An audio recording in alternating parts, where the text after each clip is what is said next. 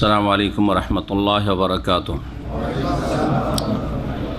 إن الحمد لله نحمده ونستعينه ونستغفره ونعوذ بالله من شرور أنفسنا ومن سيئات أعمالنا من يهده الله فلا مضل له ومن يضلل فلا هادي له وأشهد أن لا إله إلا الله وحده لا شريك له وأشهد أن محمدا عبده ورسوله صلى الله تعالى عليه وعلى آله وصحبه وسلم تسليما كثيرا.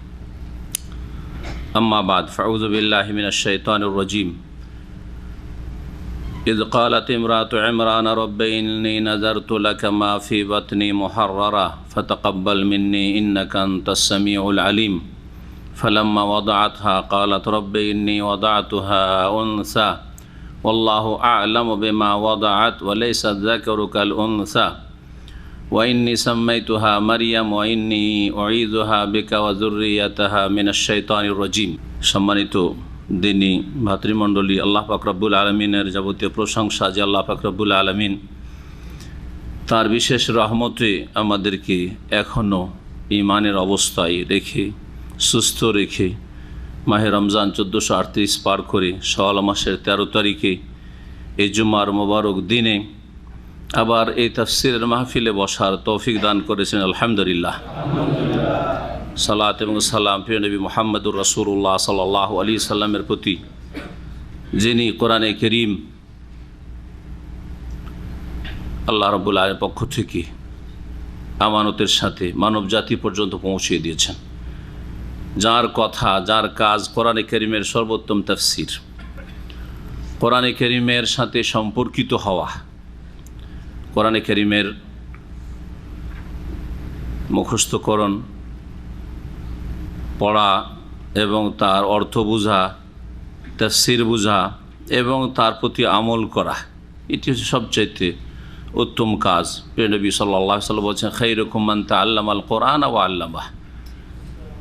তোমাদের মধ্যে সবচাইতে উৎকৃষ্ট ব্যক্তি, সবচাইতে ভালো মানুষ ওই সব লোকেরা যারা কোরআনে কারীম শিখে অথবা শিখায়, মানে শুধু কোরআনের অক্ষর শিখে তা নয়, কোরআনে কারীমের সার্বিক দিক থেকে শিক্ষা অর্জন করে এবং শুধু শিক্ষায় যথেষ্ট না, বরং শিক্ষার যে আসল উদ্দেশ্য সেটা পূর্ণ করে, তা হচ্ছে কোরআনী জীবন গড়া, কোরআনে কারীমের প্রতি আমল করা, কোরআনে কারীমের বাস্তবায়ন করা। মহান আল্লাহ যেন কোরআনে কারীমের হক আদায় করার তৌফিক দান করেন। আজকে তাফসীর করব সূরা আলে ইমরানের আয়াত নম্বর 35 থেকে। এই আয়াত এবং তারপরের কিছু আয়াতে মহান আল্লাহ মারিয়াম আলাইহিস সালামের মায়ের কথা, তার ঘটনা এবং মারিয়াম আলাইহিস সালামের জন্মের ঘটনা, কিভাবে তিনি ভূমিষ্ঠ হলেন এবং তারপরে তার মা ওই সময় আল্লাহ রাব্বুল আলামিনের উদ্দেশ্যে তাকে যে মান্নত করেছিলেন বাইতুল মুকাদ্দাসের খেদমতের জন্য, ইবাদত বন্দিগির জন্য এবং বাইতুল মুকাদ্দাসের সেবা যত্নের জন্য, এই বিষয়গুলি বর্ণনা করেছেন।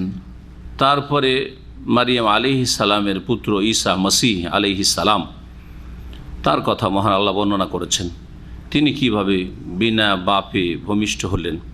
এসব বিষয়গুলি আমাদের আলোচনায় আজকে আসবে। মহান আল্লাহ ইরশাদ করেছেন, ইদ কালাত ইমরাতু ইমরানা, স্মরণ করো যখন ইমরানের স্ত্রী বলল। এই স্মরণ করো কথাটি তাফসীর করতে গিয়ে আমরা বলে থাকি, যেখানে কোরআনে কারীমের ইজ দিয়ে আয়াত শুরু হয়েছে, ইজ যখন, ইজ মানে যখন, এখানে স্মরণ করো শব্দ বলে কোথাও উল্লেখিত নেই, কিন্তু মুফাসসিরিনগণ তাদের তাফসীরের কিতাবাদিতে অথবা যারা তাফসীর করেন আলোচনায়, তারাও এই সময়গুলিতে তাফসীর করতে গিয়ে বোঝাতে গিয়ে বলেন স্মরণ করো। এটি একটি গ্রামারের বিষয়, সেটা হচ্ছে যে ইজ, এটি হচ্ছে আরবি গ্রামারের জারফ, তার আগে একটি ক্রিয়া বা একটি ফেল উজ্জ আছে, সেটা হচ্ছে উজকুর। উজকুর ইজ, সেই সময় কালকে স্মরণ করো, ইজ কালা রব্বুকা, স্মরণ করো যখন তোমার রব বলেছিলে লিল মালাইকা, ফেরেশতাকে, যেখানে ইজ কোরআন কারিমে আছে। ইজ কালাত ইমরাতু ইমরানা, ওই সময়কালকে স্মরণ করো বা ওই ঘটনাকে স্মরণ করো যখন ইমরানের স্ত্রী বলেছিল রব্বি, তার প্রতিপালকের সামনে দরখাস্ত করে মহান আল্লাহর কাছে দোয়া করেছিলেন তিনি, হে আমার রব। রব্বে আসলে ছিল রব্বি, ইয়া রব্বি ছিল আসলে, ইয়াকে এখান থেকে সরিয়ে দেওয়া হয়েছে আর ইয়াকে হালকা করার জন্য সরিয়ে দেওয়া হয়েছে, হয়ে গেছে রব্বে। এইরকম দোয়া কোরআনে কারিমে অনেক আছে, রব্বে হাবলি মিনাস সালিহিন, হ্যাঁ রব্বে, আসলে রব্বে না, ইয়া রব্বি ছিল, হে আমার রব। রব্বে, হে আমার রব, ইন্নী নাযারতু লাকা মা ফি বাতনি মুহাররারা, আমার গর্ভে যে সন্তান রয়েছে তা তোমার উদ্দেশ্যে স্বাধীন করার মান্যত করলাম। নাজার তো মান্যত করলাম তোমার জন্য, নজর মান্যত করা, কোনো কিছু অগ্রিম এইরকম হলে আমি এইরকম করব, সাধারণত এইরকম মান্যতগুলি করে থাকে লোকেরা। অথবা কোনো কিছুর সাথে শর্ত না রেখে এমনিতে এটা আল্লাহর রাস্তায় আমি ছেড়ে দিলাম, এটাও মান্যত। তাহলে মান্যত দুই রকম হয়ে থাকে। আমার যদি বিদেশ যাওয়া হয় বা আমার ছেলের বিদেশ যাওয়া হয়, আমার ছেলের চাকরিটা হয়ে যায় বা আমার ছেলে যদি সুস্থ হয়ে যায়, তো আমি একটা গরু জবাই করে গ্রামবাসীকে খাওয়াবো, এটা মান্যত। তো শর্ত সাপেক্ষ মান্যত, শর্ত পুরা হলে খাওয়াবো, এইরকম মান্যত অধিকাংশ লোকেরা করে থাকে, যেটা সত্যিকার অর্থে আল্লাহর সাথে সুয়ে আদাব, বেয়াদবি খানিকটা। জি, যার ফলে মান্যত করা এই রকম ক্ষেত্রে প্রশংসনীয় নয়, জায়েজ কিন্তু প্রশংসনীয় না। অনেক কাজ আছে জায়েজ কিন্তু প্রশংসনীয় না, অপছন্দনীয়, খুব ভালো না, জায়েজ আছে। আর আরেকটা মান্যত হচ্ছে যে আমি নিয়ত করলাম যে আমার এই ছেলেটাকে, আমার ছেলেটা বাঁচে যদি, এরকম যদি টদি না, আমার ছেলেটাকে আল্লাহর রাস্তায় ছেড়ে দিলাম, আমার ছেলেটাকে দিন শিক্ষার জন্য আমি ছেড়ে দিলাম। এ তো ওই বেয়াদবিটা নেই যে বেয়াদবিটা, যদি আল্লাহ আমার ছেলেটাকে বাঁচায় তাহলে আমি ছাড়ব, বেয়াদবি। কেমন করে বেয়াদবি? আপনার সাথে একটা উদাহরণ দিলে বুঝতে পারবেন। আপনাকে যদি আমি বলি যে আমার ইসলামিক সেন্টারে যদি আসেন তাহলে আপনার দাওয়াত, তাই না? ইসলামিক সেন্টারে আসার ক্ষেত্রে আমার ব্যক্তি স্বার্থ নেই, যদিও এখানে ওই রকম বেয়াদবি না, আমার উদ্দেশ্য কিন্তু আপনাকে কিছু এলম দান করা, সেটা হয়তো প্রশংসনীয় হইতে পারে, হ্যাঁ বুঝছেন না? কিন্তু আপনি যদি শর্ত লাগান এমন ক্ষেত্রে যেটা দিনই কোনো স্বার্থ নেই, আমার বাসায় যদি আসেন তো আপনার দাওয়াত, এবার বুঝতে পারছেন? আমার বাসায় আসলে আপনার দাওয়াত, তার মানে আপনার বাসায় যদি যাই তাহলে দাওয়াত দেবেন। এর চাইতে আরও স্পষ্ট উদাহরণ, যদি আমার এই কাজটা শেখ আপনি করে দেন, আমার একামাটা হয় না, যদি একামাটা একটু রিনিউয়ালের ব্যবস্থা করে দেন, অথবা আমার কফিল খুঁজে পাচ্ছি না, আমি ট্রান্সফার করব, যদি একটা কফিল খুঁজে দেন তাহলে আপনার একটা স্পেশাল দাওয়াত দেব। হ্যাঁ, কেমন লাগছে দাওয়াতটা? ভালো লাগছে না খারাপ লাগছে? এবার বুঝতে পারছেন না?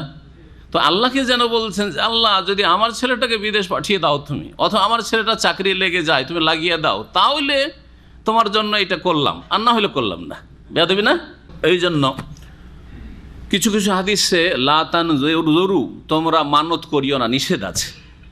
অনেক আলেমরা বলছেন নিষেধ মানে জায়েজ নয় মানত করা, কিন্তু আবার করে বলছে ওয়াল ইউফু নজুর, তোমাদের মানত পূরণ করো। তাই আল্লাহ বলছেন, রাসূল বলছেন মানত করিও না কিছু হাদিসে, আবার আল্লাহ বলছে তোমাদের মানত করলে মানত পুরা করো। হ্যাঁ, ইউফুনা বিন নাযর, প্রশংসা করে যারা মানত পুরা করে। মুমিন সৎকর্মশীলরা কি করে? মানত করলে ধোঁকাবাজি করেন আল্লাহর সাথে, মানত করেছে ইউফুনা বিন নাযর, মানত পুরা করে। তাহলে যদি জায়েজই না হয় তো আল্লাহ কেন বলবেন মানত পুরা করার কথা, প্রশংসা কেন করবেন? এই জন্য মানত করা সম্পর্কে, মানত করা নাজায়েজ নয়, আর খুব সওয়াবের কাজও না, নাজায়েজ নয় আর কি নয়, সওয়াবের কাজ না। আপনি যদি বলেন যে আমার ছেলেটা যদি আল্লাহ বড় করে দেন, আল্লাহ সুস্থ সহি সালামত রাখে, তো আমি মাদ্রাসায় পড়ে আলেম হাফেজ করব, জায়েজ না? না জায়েজ, জায়েজ, কিন্তু কোনো সওয়াবের কাজ করলেন না। ভালো করে শুনে রাখেন, এইরকম ভুলগুলি অনেকে করেন। এটা হচ্ছে দুই রকমের দলিলের মাঝে সমন্বয়। তাহলে কি করতে হবে? আমি শর্ত না লাগিয়ে, আল্লাহ তুমি আমাকে নিয়ামত দান করেছো, তোমার দিনের জন্য ছেড়ে দিলাম। এখানে কিন্তু মারিয়াম আলাইহিস সালামের মা, যার নাম তাফসীরের কিতাবাদিতে হান্না বলে বর্ণিত হয়েছে, ইমাম ইবনে কাসির উল্লেখ করেছেন, তিনি কিন্তু শর্ত লাগাননি যে আল্লাহ যদি আমার মেয়েটাকে সুস্থ রাখো, ভালো রাখো, তাহলে আমি, এরকম শর্ত লাগিয়েছেন। ইন্নী নাযারতু লাকা মা ফি বাতনি মুহাররারান। তাই যে মান্যতের যে দুটো তরিকা বললাম, আপনি শর্ত না লাগিয়ে বলবেন যে আল্লাহ তুমি যে নিয়ামত দান করেছো তোমার জন্য আমি ছেড়ে দিলাম, হ্যাঁ, বা আল্লাহ আলহামদুলিল্লাহ, আল্লাহ তুমি ভালো রেখেছো, আমি 10 জনকে খাওয়াবো, দিনী ভাইদেরকে খাওয়াবো, ইত্যাদি। জি, কোনো শর্ত না। আমার রোগ ভালো হলে খাওয়াবো, এরকম কোনো শর্ত না। মান্যতে অনুৎসাহিত করেছেন নবী করিম সাল্লাল্লাহু আলাইহি সাল্লাম, আর সাদাকায় দান খায়রাতে উৎসাহিত করেছেন। মান্যতে অনুৎসাহিত করেছেন, আর সাদাকায় দান খায়রাত কি করেছেন? উদ্বুদ্ধ করেছেন, উৎসাহিত করেছেন। কারণ সাদাকার মাধ্যমে বিপদ দূর হয়, আর মান্যতের মাধ্যমে কিছুই হয় না, এটাও হাদিসে আছে। মান্যত আগেও বাড়িয়ে দেয় না, পিছিয়েও দেয় না, কোনো ফায়দা হয় না। ইন্নামা ইউস্তাখরাজু মিন মালিল বাখিল, হাদিসে রয়েছে।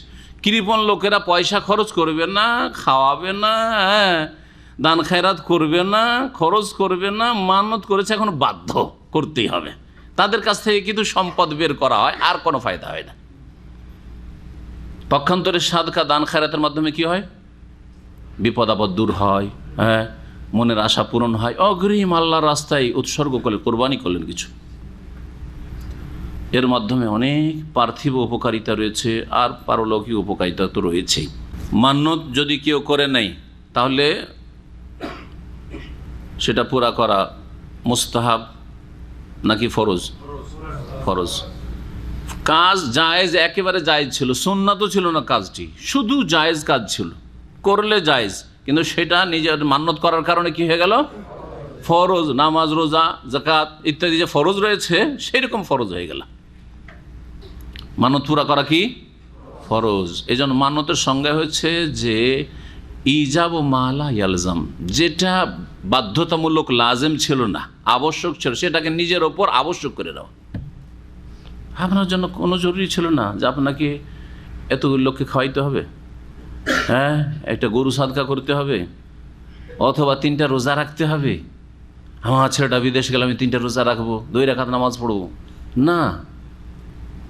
অনেক সময় কাজটা ভালো, অনেক সময় কাজটা জায়েজ, কিন্তু আপনি যেহেতু মানত করে ফেলেছেন, সেজন্য কি হয়ে গেছে? ফরজ হয়ে গেছে। ওয়ালিউফু নুযুরহুম, তারা যেন মানত পুরা করে, অবশ্যই। কোরআনে কারীম সূরা হজ আল্লাহ ইরশাদ করেছেন। তো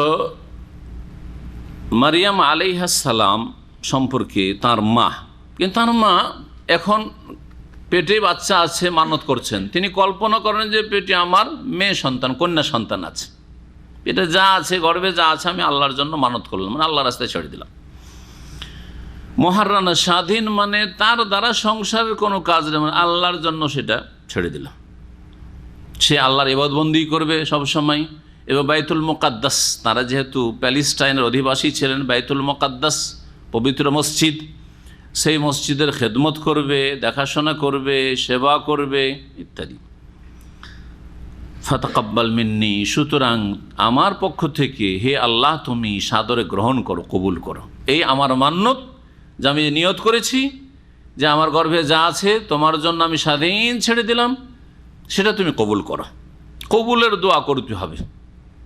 আম্বিয়া রসুলগণ এবং সিদ্দিকিন সালেহিন নেক লোকেরা, তারা যুগে যুগে কবুলের জন্য দোয়া করেছে। কারণ আমল করা শুধু যথেষ্ট না, যদি সেটা কবুল না হয়।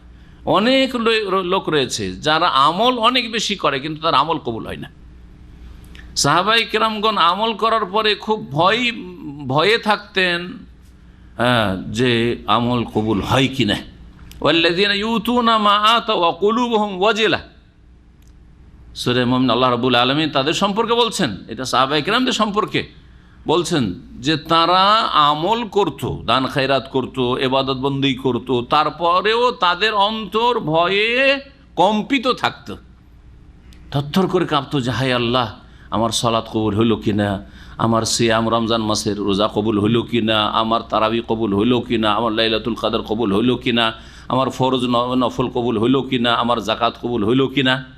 ওয়াকুলুবহুম ওয়াজিলা, কেন ভয়ে থাকতো যে কবুল না হলেও তো আল্লাহর কাছে রক্ষা পাবো না। আন্নাহুম ইলা রাব্বিহিম রাজিউন, আল্লাহর সামনে ফিরে যেতে হবে, সেখানে জবাব দিতে হবে। সেখানে যদি কিছু না পাই, কবুল না হয় তো খালি হাতে। আল্লাহ যেন আমাদের কবুল করে।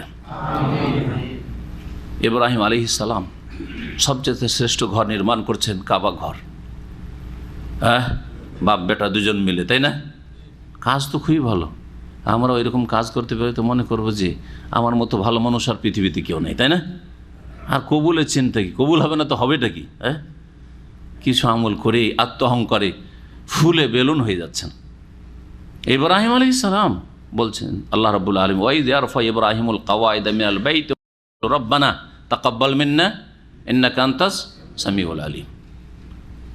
যখন স্মরণ করো, ইয়ারফা ইব্রাহিমুল কাওয়াইদা মিনাল বাইত, বাইতুল্লাহর ঘর নির্মাণ করছেন ইব্রাহিম আলাইহিস সালাম এবং ওয়া ইসমাইল, তার ছেলে ইসমাইল, বাপ বেটা দুজন মিলে। আর একটা করে ইট পাথর বসাচ্ছেন, দেয়াল উঁচা হচ্ছে, আর প্রতিটি ইটে বলতে আছেন, ইট বসাচ্ছেন আর বলতে আছেন বাপ বেটা দুজন মিলে, রব্বানা তাকাব্বাল মিন্না, হে আমাদের রব, আমাদের পক্ষ থেকে কবুল করো। তাকাব্বাল মিন্না, আমাদের পক্ষ থেকে কবুল করো, এই ঘর কবুল করো, আমাদের ফরজ নফল কবুল করো, ইবাদতবন্দি কবুল করো, নেক আমল কবুল করো। ইন্নাকা আনতাস সামিউল আলিম, নিশ্চয় তুমি সর্বশ্রোতা সর্বজ্ঞাত। ফাতাকাব্বাল মিন্নি, এখানেও মারিয়াম আলাইহিস সালামের মা কবুলের দোয়া করেছেন। ইন্নাকা আনতাস সামিউল আলিম এখানেও রয়েছে। আল্লাহ সব কিছু শোনেন, সুতরাং বান্দা যেখান থেকে ডাকেন না কেন আল্লাহ শুনছেন, যে অবস্থায় ডাকেন না কেন শুনছেন, আর যেখানেই থাকেন না কেন আলিম, তিনি জানছেন। সুতরাং এই কথা মনে করেন যে আমার কথা, আমার মতো অসহায় আর দুর্বল ইমানের মানুষ, আর আমি একজন সাধারণ মানুষ, আমার কথা কি আল্লাহর কাছে পৌঁছিবে না? পৌঁছাইলে কি করতে হবে? ওসিলা ধরতে হবে। ওসিলা কি? নবী রসুলগণের ওসিলা, আর না হলে ওলিয়া উলিয়া গৌস কুতুবদের ওসিলা। আল্লাহ অমুক পীর সাহেবের, অমুক অলির ওসিলাই, অমুক নবীর ওসিলাই আমার দোয়া কবুল করো। এই গুমরাহিতে অধিকাংশ মুসলিমরা ভারত, বাংলাদেশ, পাকিস্তানে নিমজ্জিত। এটি আল্লাহ সম্পর্কে আপনার কুধারণা, যে আল্লাহ দুনিয়ার শাসকদের মতো আমাদের খোঁজ খবরই রাখেন না। এই খোঁজ খবর আল্লাহকে পৌঁছাইলে আমাকে ভায়া ধরতে হবে, না হলে আমার কথা আল্লাহর কাছে পৌঁছিবে না, ঠিক না? সুধারণা না কুধারণা? কুধারণা এটা আল্লাহ সম্পর্কে, শুয়ে যান এটা আল্লাহ সম্পর্কে। 2 নম্বর কথা, আর একটি খারাপ দিক রয়েছে, সেটা হচ্ছে আল্লাহকে দুনিয়ার শাসকদের অনেকে যে জালেম তাদের মতো মনে করা। তাদের মতো মনে করা, জালেম শাসকদের কাছে সরাসরি পৌঁছা যায় না, সেই জন্য তাদের কাছে পৌঁছার জন্য মাধ্যম ধরা লাগে, যে কোনো মাধ্যম হোক না কেন, মাধ্যম ধরে অ্যাপয়েন্টমেন্ট নিয়ে তারপরে যেতে হয়, ঠিক না? আর না হলে ধাক্কা দিয়ে বের করে দেওয়া হবে, গেটে গেলেই, গেটের কাছেও যেতে দেওয়া হবে না। আল্লাহ রাব্বুল আলামিনকে দুনিয়ার জালেম শাসকদের সাথে তুলনা করলেন, ফালা তাযরিবু লিল্লাহিল আমসাল, আল্লাহর জন্য সাদৃশ্যতা পোষণ করো না, আল্লাহকে কোনো কিছুর সাথে তুলনা করিও না, কারোর সাথে তুলনা করিও না। দুনিয়ার জালেম শাসকদের সাথে তুলনা করে দিলি। দুনিয়ার যারা শাসক তারা কিছুই খবর রাখে না যে আমার দেয়ালের আড়ে, আমার চোখের আড়ে, দরবারের বাইরে কে ধর্ণা দিয়ে আছে আর কে কোন অসহায় অবস্থায় আছে, আমার প্রজা কোনো খবর রাখে না। তাদের সাথে তুলনা করে দিলেন রব্বুল আলামিনকে, যিনি আল্লামুল গায়ুব, সব কিছুই তিনি দৃশ্য অদৃশ্যের জ্ঞানী তাকে।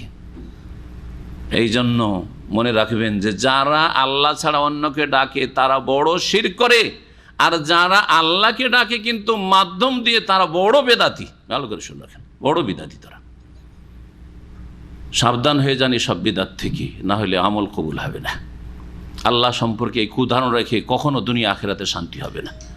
আল্লাহ ভালো করে জানছেন, আল্লাহ সম্পর্কে তোমার সুধারণা ছিল না যে আল্লাহকে আমি পাবো না, আল্লাহকে পাওয়াটা কঠিন ব্যাপার, আল্লাহকে রাজি করা কঠিন ব্যাপার, কাউকে মাধ্যম যদি না ধরতে পারি তাহলে আল্লাহর কাছে পৌঁছা যাবে না, এইসব কুধারণাই ছিলে। সুতরাং কোনোদিন তোমার আশা।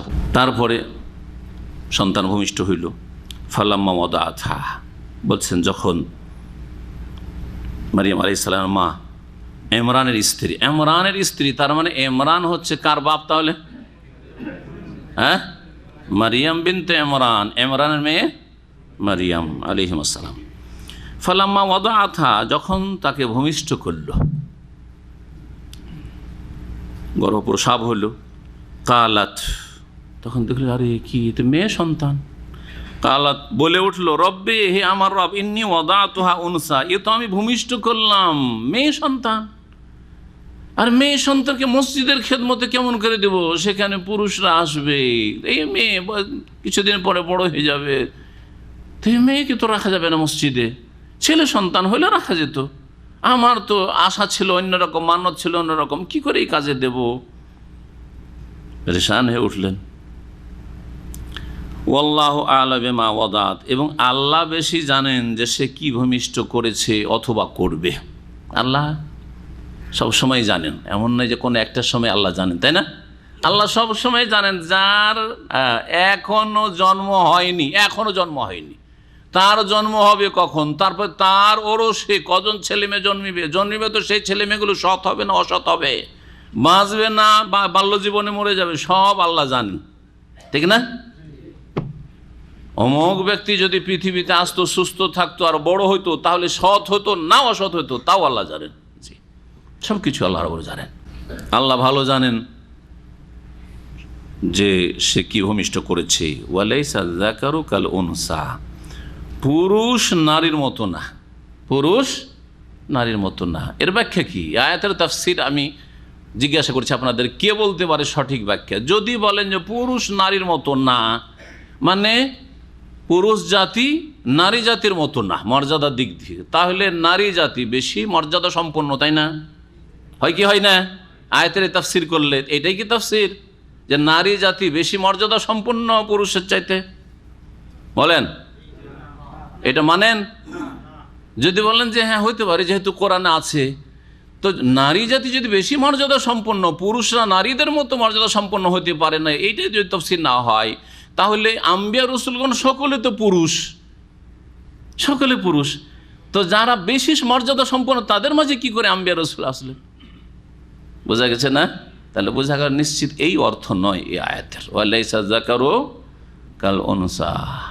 জি, তাহলে এখানে আযযাকার, আরবি গ্রামার যারা বুঝেন, মাদ্রাসায় পড়েছেন, তাদের জন্য কিছু বলছি। আযযাকার এই আলিফ লাম জিনসের জন্য নয়, আল উনসার আলিফ লাম যে লাম তারিফ, এটা জিনসের জন্য না, বরং এটা হচ্ছে আহদের জন্য। হ্যাঁ, আহদে খারিজি বা আহদে জেহনি, এগুলোর মেলা বিবরণ আছে। আলিফ লামের যে প্রকরণ রয়েছে, জি, ইস্তিগরাক, আলহামদু ইস্তিগরাক, যাবতীয় প্রশংসা, আল মানে এখানে ইস্তিগরাকের অর্থ। তাহলে এখানে এই কথা বলতে পারেন যে জিনসে যাকার জিনসে উনসার মতো না, অর্থাৎ পুরুষ জাতি নারী জাতির মতো হতে পারে না, নারীরা বেশি সম্মানিত, এই অর্থ তাহলে এই আয়াতের কখনো নয়। তাহলে কি অর্থ হইতে পারে, কে বলবে? যদি কেউ বলতে পারে তার জন্য গিফট রয়েছে। হ্যাঁ বলেন, আমাদের তো আর আল্লাহুম্মা সাল্লি আলার বিদাতে নেই যে একটু আল্লাহুম্মাতে লাগিয়ে দিয়ে আপনাদেরকে মহব্বতের সাথে দুরুদ আর মহব্বতের সাথে জিকির, হ্যাঁ, লা ইলাহা করে কুফরিয়া কথা বলে ইল্লাল্লাহ আপনাদের জন্য ছেড়ে দিল আমাদের বিদাতি মৌলভী সাহেব, তো ওটা তো আমাদের নেই। তো চলেন এখন প্রশ্নের উত্তর আপনারা তৈরি করেন, ততক্ষণ আমি একটু বিরতি। আশেপাশে ঘুরছেন, কিন্তু আসল উত্তর যদি লেখাপড়া না থাকে তো এটা অত সহজ বলা নাই।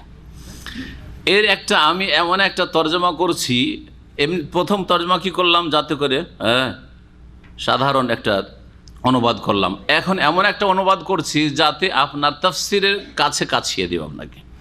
ওয়ালাইসা যাকারু, কাঙ্ক্ষিত পুরুষ, কাঙ্ক্ষিত পুরুষ অথবা কাঙ্ক্ষিত ছেলে সন্তান, কাল উনসা, প্রাপ্ত যেটা পেয়েছে, হ্যাঁ, যেটা এসেছে, প্রাপ্ত বা যে ভূমিষ্ঠ হয়েছে মেয়ে সন্তান, তার মতো না। আর বুঝেন, কাঙ্ক্ষিত পুরুষ বা কাঙ্ক্ষিত ছেলে সন্তান, কাঙ্ক্ষিত কি ছিল এর কাছে? ইমরানের স্ত্রীর কাছে আকাঙ্ক্ষা ছিল, ওর তার মনে আকাঙ্ক্ষা ছিল যে একটা ছেলে সন্তান পাবো, যে ছেলে সন্তানটা কি হবে, বাইতুল মুকাদ্দাসের খাদেম হবে। আকাঙ্ক্ষা এতটুকু ছিল, ছেলে সন্তান হবে। এজন্য আরবি গ্রামার বলছে যে আহাদ, আহাদ ওই বিশেষ বিশেষ কি বিশেষ পুরুষ বিশেষ নারীর মতো, বিশেষ পুরুষ বিশেষ নারীর মতো না। বিশেষ নারীকে মারিয়াম আলাইহিস সালাম, বিশেষ নারীকে মারিয়াম আলাইহিস সালাম। আর বিশেষ পুরুষ মানে যেটা কাঙ্ক্ষিত, তার কাঙ্ক্ষিত পুরুষ এতটুকু ছিল, তার চাওয়ার দৌড় এতটা ছিল যে এমন একটা ছেলে সন্তান হোক যে ছেলে সন্তানটি কি করবে, বাইতুল মুকাদ্দাসের খেদমত করতে পারবে, ঠিক না? এটা ছিল কাঙ্ক্ষিত পুরুষ বা কাঙ্ক্ষিত ছেলে সন্তান। আর যেটা প্রাপ্ত আল্লাহর পক্ষ থেকে যে পেয়েছে ইমরানের স্ত্রী, সেটা হচ্ছে কে? মারিয়াম আলাইহিস সালাম। এই মারিয়াম আলাইহিস সালামের মতো তোমার কাঙ্ক্ষিত ছেলে সন্তান কখনো হইতে পারে না। এবার বোঝা গেছে? বুঝতে পেরেছেন না পারেননি? আর একটু ভেঙে বলি তাহলে, কারণ সবাই তো বুঝবেন না এরকম কথা। সেটা হচ্ছে যে মারিয়াম আলাইহিস সালাম একজন মহিলা, মেয়ে, তাই না? বড় হলেন, বড় হওয়ার পরে তিনি গর্ভধারণ করলেন, ছেলে জন্মিল তার গর্ভে, ছেলের নাম ঈসা আলাইহিস সালাম। ঈসা আলাইহিস সালাম কি হলেন? আল্লাহর রাসূল হলেন, বড় একজন রাসূল, 5 জন রাসূলের একজন রাসূল, উলুল আজম। তার উম্মত কত বড় একটি বিশাল উম্মত, তাই না? এখনকার উম্মত গোমরাহ, পথভ্রষ্ট উম্মত যারা দাবিদার। কিন্তু যতদিন পর্যন্ত মুহাম্মদ রাসূলুল্লাহ সাল্লাল্লাহু আলাইহি সাল্লামের রেসালাত আসেনি, ততদিন পর্যন্ত তো ঈসা আলাইহিস সালামের নিয়ে আসা আসল দিন, অবিকৃত দিন যারা পালন করেছে তারা হকের ওপর কিনা, তারা মুমিন কিনা? বড় একটি উম্মত, এটি উম্মত হইল। ঈসা আলাইহিস সালাম কিয়ামতের আগে আবার আসবেন, পৃথিবী জুলম অত্যাচারে ভরপুর হয়ে যাবে, জুলম অত্যাচারের অবসান ঘটিয়ে ইনসাফ এবং সুবিচার দিয়ে পৃথিবীকে ভরপুর করে দেবেন। এটা কার মাধ্যমে হবে? ও মারিয়াম আলাইহিস সালাম। যে মারিয়াম, হাই, এই মেয়ে কেন জন্মাইলো? যদি ছেলে জন্মাইতো তার গর্ভে আশা ঈসা আলাইহিস সালামই না তিনি, ঠিক কিনা? তাহলে কত বড় একটা মর্যাদা পেলেন এই ইমরানের স্ত্রী, যে তিনি হচ্ছেন ঈসা আলাইহিস সালামের কে? নানি। যদি একটা ছেলে সন্তান জন্মাইতো তো বাইতুল মুকাদ্দাসের ওই ঝাড়ু দেওয়া, পরিষ্কার করা, দেখাশোনা করা, দরজা খুলে দেওয়া, বন্ধ করা, এতটুকুতে তার খেদমত সীমিত থেকে যেত, ঠিক না? এবার বুঝতে পেরেছেন? কাঙ্ক্ষিত পুরুষ প্রাপ্ত নারীর মতো নয়। যেটা তোমাকে দেওয়া হয়েছে, যেই মেয়ে সন্তান তোমাকে দেওয়া হয়েছে, সেটার মতো তোমার কাঙ্ক্ষিত পুরুষ কখনো হইতে পারে না। এই নয় যে সব পুরুষের চাইতে সব মহিলা ভালো, না। কিছু মহিলা আছে যারা অনেক পুরুষের চাইতে ভালো, সকল পুরুষের চাইতে ভালো নয়, আবার সকল পুরুষের চাইতে ভালো। কারণ সবচেয়ে ভালো মানুষ মুহাম্মদুর রাসূলুল্লাহ সাল্লাল্লাহু আলাইহি ওয়াসাল্লাম, ইব্রাহিম খলিলুল্লাহ আলাইহিস সালাতু ওয়াসসালাম, ঠিক না? তারা সকলেই পুরুষ। আম্বিয়া রাসূলুল্লাহ সবচেয়ে শ্রেষ্ঠ মানুষ, তারা সকলেই পুরুষ মানুষ, কোন নবী মহিলা হননি। সুতরাং যদি বলা হয় জাতি হিসাবে পুরুশ উত্তম না মহিলা উত্তম? পুরুষ উত্তম। আর রিজালু কাওয়ামুন আলান নিসা, পুরুষদেরকে নারীদের নেতৃত্ব দেওয়া হয়েছে। মিমা ফাদ্দালাল্লাহু বা'দাহুম আলা বা'দ, কারণ এক শ্রেণীর মানুষকে আল্লাহ আরেক শ্রেণীর উপর কি করেছেন? ফজিলত, শ্রেষ্ঠত্ব দান করেছেন। পুরুষদেরকে নারীদের উপর শ্রেষ্ঠত্ব দান করেছেন, সমস্ত দিক থেকে শ্রেষ্ঠত্ব দান করেছেন। হ্যাঁ, কিছু কিছু মহিলা আছে যাদের মধ্যে এমন কিছু বৈশিষ্ট্য আল্লাহ দিয়েছেন, তারা অনেক পুরুষের চাইতে উত্তম। সকল পুরুষের চাইতে উত্তম না, অনেক পুরুষের চাইতে উত্তম। যেমন কিছু মহিলা, 4 জন মহিলার কথা, অথবা পঞ্চম বলতে পারে 5 জন মহিলার কথা হাদিস দ্বারা প্রমাণিত, তারা অনেক পুরুষের চাইতে উত্তম, আমাদের মতো অনেক পুরুষের চাইতে উত্তম। এই 5 জন মহিলা তারা কারা বলতে পারেন? না, আসিয়া একটা, মাশাআল্লাহ। আর আয়েশা, চলেন, খাদিজা, মারিয়াম, ফাতেমা, ঠিক আছে? জি হ্যাঁ, এগুলি বিভিন্ন হাদিস আছে, 2-1টি হাদিস আপনাদেরকে শোনাবো। আল্লাহ বলছেন ওয়ালাইসা যাকারু কাল উনসা, কাঙ্ক্ষিত ছেলে সন্তান কাল উনসা, তুমি যে প্রাপ্ত হয়েছ যে মেয়ে সন্তান তার মতো নয়। ওয়াইন্নি সাম্মাইতুহা মারিয়াম, এই ওয়াইন্নি সাম্মাইতুহা, আমি তার নাম রাখলাম, এটি কার উক্তি? হ্যাঁ, আল্লাহ না, আল্লাহর নয়। এটি কার? মারিয়ামের মায়ের, ইমরানের স্ত্রীর উক্তি, আমি তার নাম কি রাখলাম? মারিয়াম রাখলাম। তাও মারিয়ামের মা, মারিয়ামের নাম কি রাখলেন? মারিয়াম রাখলেন। ওয়া ইন্নী উঈযুহা বিকা ওয়া যুররিয়াতাহা মিনাশ শাইতানির রাজিম, এবং আমি তাকে আশ্রয় রাখছি তোমার, হে আল্লাহ, ওয়া যুররিয়াতাহা, এবং তার সন্তানকেও, ঈসা আলাইহিস, তার সন্তান, এই মেয়ের যে সন্তান হবে আগামীতে, তাদেরকেও তোমার আশ্রয় রাখছি, তোমার পানাহে রাখছি, মিনাশ শাইতানির রাজিম, বিতাড়িত শয়তান হতে। কয়েকটি কথাইতে রয়েছে। একটি কথা তো হয়ে গেল, লাইসা যাকারু কাল উনসা। আরেকটি কথা হচ্ছে যে নাম রাখলাম তার কি? মারিয়াম। এই নাম রাখার বিষয়টি, নাম রাখা কোন দিনে নাম রাখতে হবে? জন্ম যেদিন হইল কোনো ছেলে মেয়ের, সেই দিনে নাম রাখা চলবে না সপ্তম দিনে নাম রাখতে হবে? সপ্তম দিনে। আয়াত তো বলেনি যে সপ্তম দিনে, ভূমিষ্ঠ হয়েছে নাম রেখে দিয়েছে। আয়াত বলে যে যেদিন ভূমিষ্ঠ হয়েছে তখনই নাম রেখে দিয়েছে।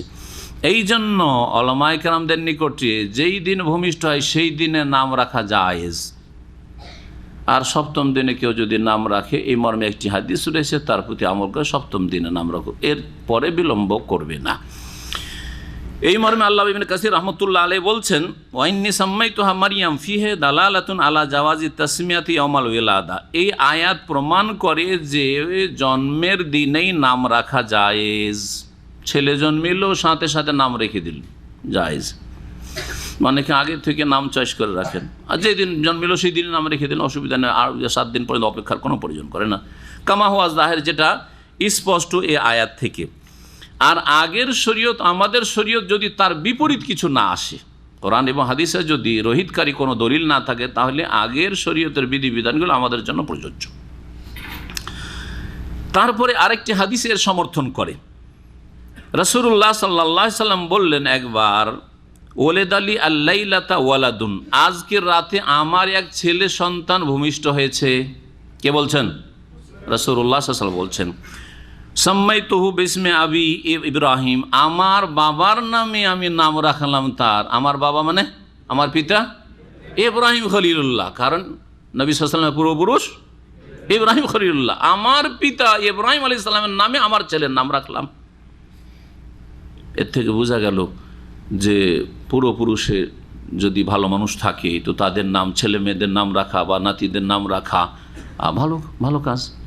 আর আরব দেশে ট্রেডিশন এখন আছে, বিশেষ করে আব্বা যদি ইন্তেকাল করে যায়, তো আব্বা যাতে আব্বাকে আমরা ভুলে না যাই, সেই জন্য তারা কি করে, প্রথম ছেলের নামই রাখে, বাপের নামে রাখে, বাপের নাম, বিশেষ করে বাপের নামে রাখে। এটা এখনও আরব দেশে চলে আসছে।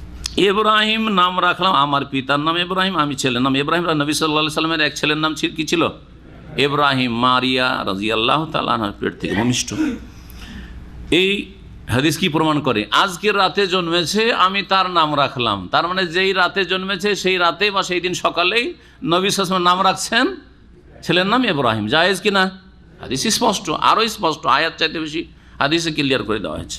আনাস রাদিয়াল্লাহু তাআলা আনহু বলছেন যে আমার মায়ের এক সন্তান ভূমিষ্ঠ হইল। আনাসের মা, আনাসের বাপের ইন্তেকালের পরে আর এক ঘরে বিয়ে হয়েছিল। তারপরে এক ভাইয়ের জন্ম হইল। হিনা ওয়ালাদাত উম্মুহু, যখন বাচ্চা ভূমিষ্ঠ হইল, রাসূলুল্লাহ সাল্লাল্লাহু আলাইহি সাল্লামের কাছে নিয়ে গেলেন আনাস বিন মালিক। ফাহান্নাকাহু, নবী সাল্লাল্লাহু আলাইহি সাল্লাম ওই ছেলেকে তাহনিক করলেন। তাহনিক হচ্ছে খেজুর চিবিয়ে, খেজুরকে চিবিয়ে নবজাত সন্তানের মুখে দিয়ে দেওয়া, যাতে করে প্রথম এই খেজুরের স্বাদটা জিবাতে পায়। এটাও সুন্নত কাজ। নবজাত সন্তানের বিধান এই সম্পর্কে একটি আমার আলোচনা আছে। যেই কাজগুলি করতে হবে নবজাত সন্তানের ক্ষেত্রে, তার একটি কাজ হচ্ছে এই মুস্তাহাব কাজ। ওয়াসাম্মাহু আবদুল্লাহ, এবং নাম রেখে দিলেন তার নাম কি?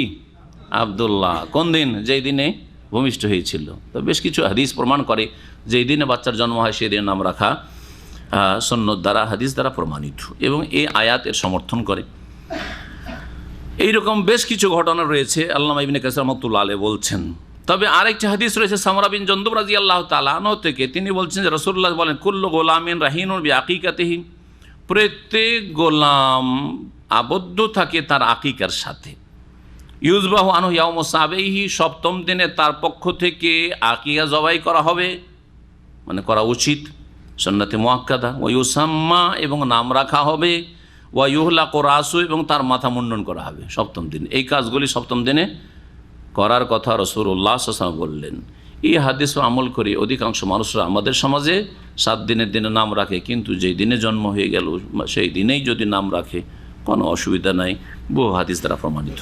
মহান আল্লাহ ইরশাদ করছেন, তারপরে ফাতাকাব্বালাহা রাব্বুহা বিকাবুলিন হাসান। এই মেয়ে সন্তান ভূমিষ্ঠ হইল, ইমরানের স্ত্রীর ঘরে মারিয়াম আলাইহিস সালাম নাম রাখলেন। মহান আল্লাহ তাকে উত্তম রূপে গ্রহণ করলেন, আল্লাহ কবুল করলেন, আল্লাহ কবুলিয়াত দান করলেন এই মেয়েকে। ও আম্বাতাহা নাবাতান হাসানা, এবং তার উত্তম রূপে প্রতিপালনের ব্যবস্থা আল্লাহ করলেন। আম্বাতা মানে উদ্গত করা, যেমন বীজ রস পেলে কি করে গজিয়ে উঠিয়ে, আর তারপরে একেবারে দুর্বল হয়ে থাকে, ধীরে ধীরে ধীরে ধীরে সেই গাছ বড় হয়। এই আম্বাতা, এটাকে বলে আম্বাতাল বাকল।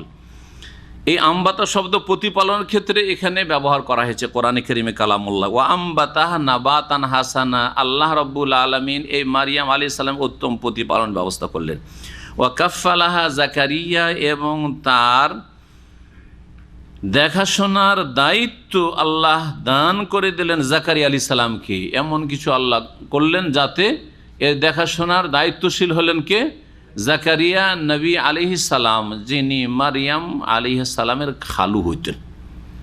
খালু তখন বাড়িতে আছে খালা, আর মায়ের পরে খালা বেশি হক রাখে। নবী সাল্লাল্লাহু আলাইহি ওয়াসাল্লাম বলেছেন, আল খালাতু বিমানজিলাতিল উম্মে, খালা হচ্ছে মায়ের মর্যাদা প্রাপ্ত। খালা মায়ের মতো, খালা হচ্ছে মায়ের মতো। যার মা নেই সে খালার যদি সেবা যত্ন করে, এর মাধ্যমে সে মায়ের কিছু হক আদায় করবে, মায়ের কিছু হক আদায় হবে যে দুনিয়া থেকে চলে গেছে। এবং সত্যিকার অর্থে খালা যতটুকু কোনো একটা ছেলে মেয়ের জন্য করবে, সেটা ফুফুর দ্বারাও সম্ভব না। ব্যতিক্রম একজন দুজন হতে পারে, অন্য কোনো মহিলার দ্বারা, সৎ মা দ্বারাও সম্ভব না, কারো দ্বারা সম্ভব না। মহান আল্লাহ বলছেন, তারপর কুল্লামা দাখালা আলাইহা জাকারিয়া আল মেহরাব। ঘটনাকে সংক্ষেপ করে দিন আল্লাহ রাব্বুল আলামিন। মারিয়াম আলাইহিস সালাম ধীরে ধীরে বড় হলেন, দেখাশোনার দায়িত্ব পড়লো কার ওপর? আগে আসছে কিভাবে দায়িত্বটা আসলো, সেই জন্য লটারি হইল। কারণ সবাই দাবি দেয় যে না, আমরা রাখবো বাড়িতে, আমরা রাখবো, এই দেখাশোনার দায়িত্ব নেব। যদি একাধিক লোক বলে যে না আমরা দায়িত্ব নেব, তখন উপায় কি? লটারি করতে হবে। কোরা যেটাকে বলা হয়, কোরার লটারি। আবার আরেকটা লটারি হচ্ছে জুয়ার লটারি। আজকাল লটারি বলা মানে হারাম, তাই না? লটারি জুয়ার লটারি, জুয়া হারাম, কেমার ওই জুয়া হারাম। কিন্তু কোরআ বাংলা ভাষায় দেখেন, আরবিতে কোরআ, কোরআ মানে কার ভাগ্য নির্ণয় করা, নাম লিখে হোক অথবা যে কোনোভাবে হোক না কেন, যে কার ভাগ্যে জুটে। কোরআ আলাদা শব্দ, যেটা শরীয়ত সম্মত জায়েজ, কোরআনের বৈধতা রয়েছে, হাদিসও রয়েছে। নবী সাল্লাল্লাহু আলাইহি ওয়াসাল্লাম যখন সফরে যেতেন, সবাই তো স্ত্রীরা বলে আমিও যাব, আমিও যাব। কয়জনকে নিয়ে যাবেন? একজনকে নিয়ে যেতে পারবেন। কি করবেন তখন? আকরা বাইনা নিসাইহি, তাদের নাম লিখে কোরা করতেন, কার নাম উঠে, যার নাম উঠবে তাকে নিয়ে যেতেন। আপনার দুটো স্ত্রী আছে বাংলাদেশে, অনেকের আছে হয়তো, আর আপনি ফ্যামিলি ভিসা বের করছেন বা ভিজিট ভিসা বের করছেন, দুজনে বলে আমি যাব। আচ্ছা ঠিক আছে, একজন আগে একজন পরে। বড়জন বলছে আমি আগে যাব, কারণ আমি আগে তোমার বাড়িতে এসেছি। ছোটজন বলছে যে আমি ছোট, আমি আগে কি করে থাকবো, আমি আগে যাব। সমস্যা কি করবেন আপনি? কোরআনই সমাধান। কি করেন? কোরআন। এটা হচ্ছে শরীয়ত সম্মত লটারি। আর একটা হচ্ছে কেমার, জুয়া লটারি, থাইল্যান্ডি লটারি। আজকাল বিভিন্ন আরও নতুন নতুন লটারি এসছে, হারাম খেয়ে যাচ্ছে সৌদি আরবে থেকেই। এখানেও জুয়া খেলছে কিছু লোকেরা, মিন আমালি শয়তান, শয়তানের কাজ এগুলি। তার জন্য কেমার অথবা মাইসের, এগুলি হচ্ছে কোরআন এবং হাদিসের শব্দ।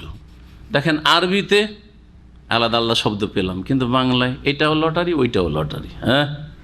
ও কাফফালাহা জাকারিয়া, জাকারিয়া আলাইহিস সালাম দেখাশোনার দায়িত্ব আল্লাহ দিয়ে দিলেন জাকারিয়া সালামকে মারিয়ামের।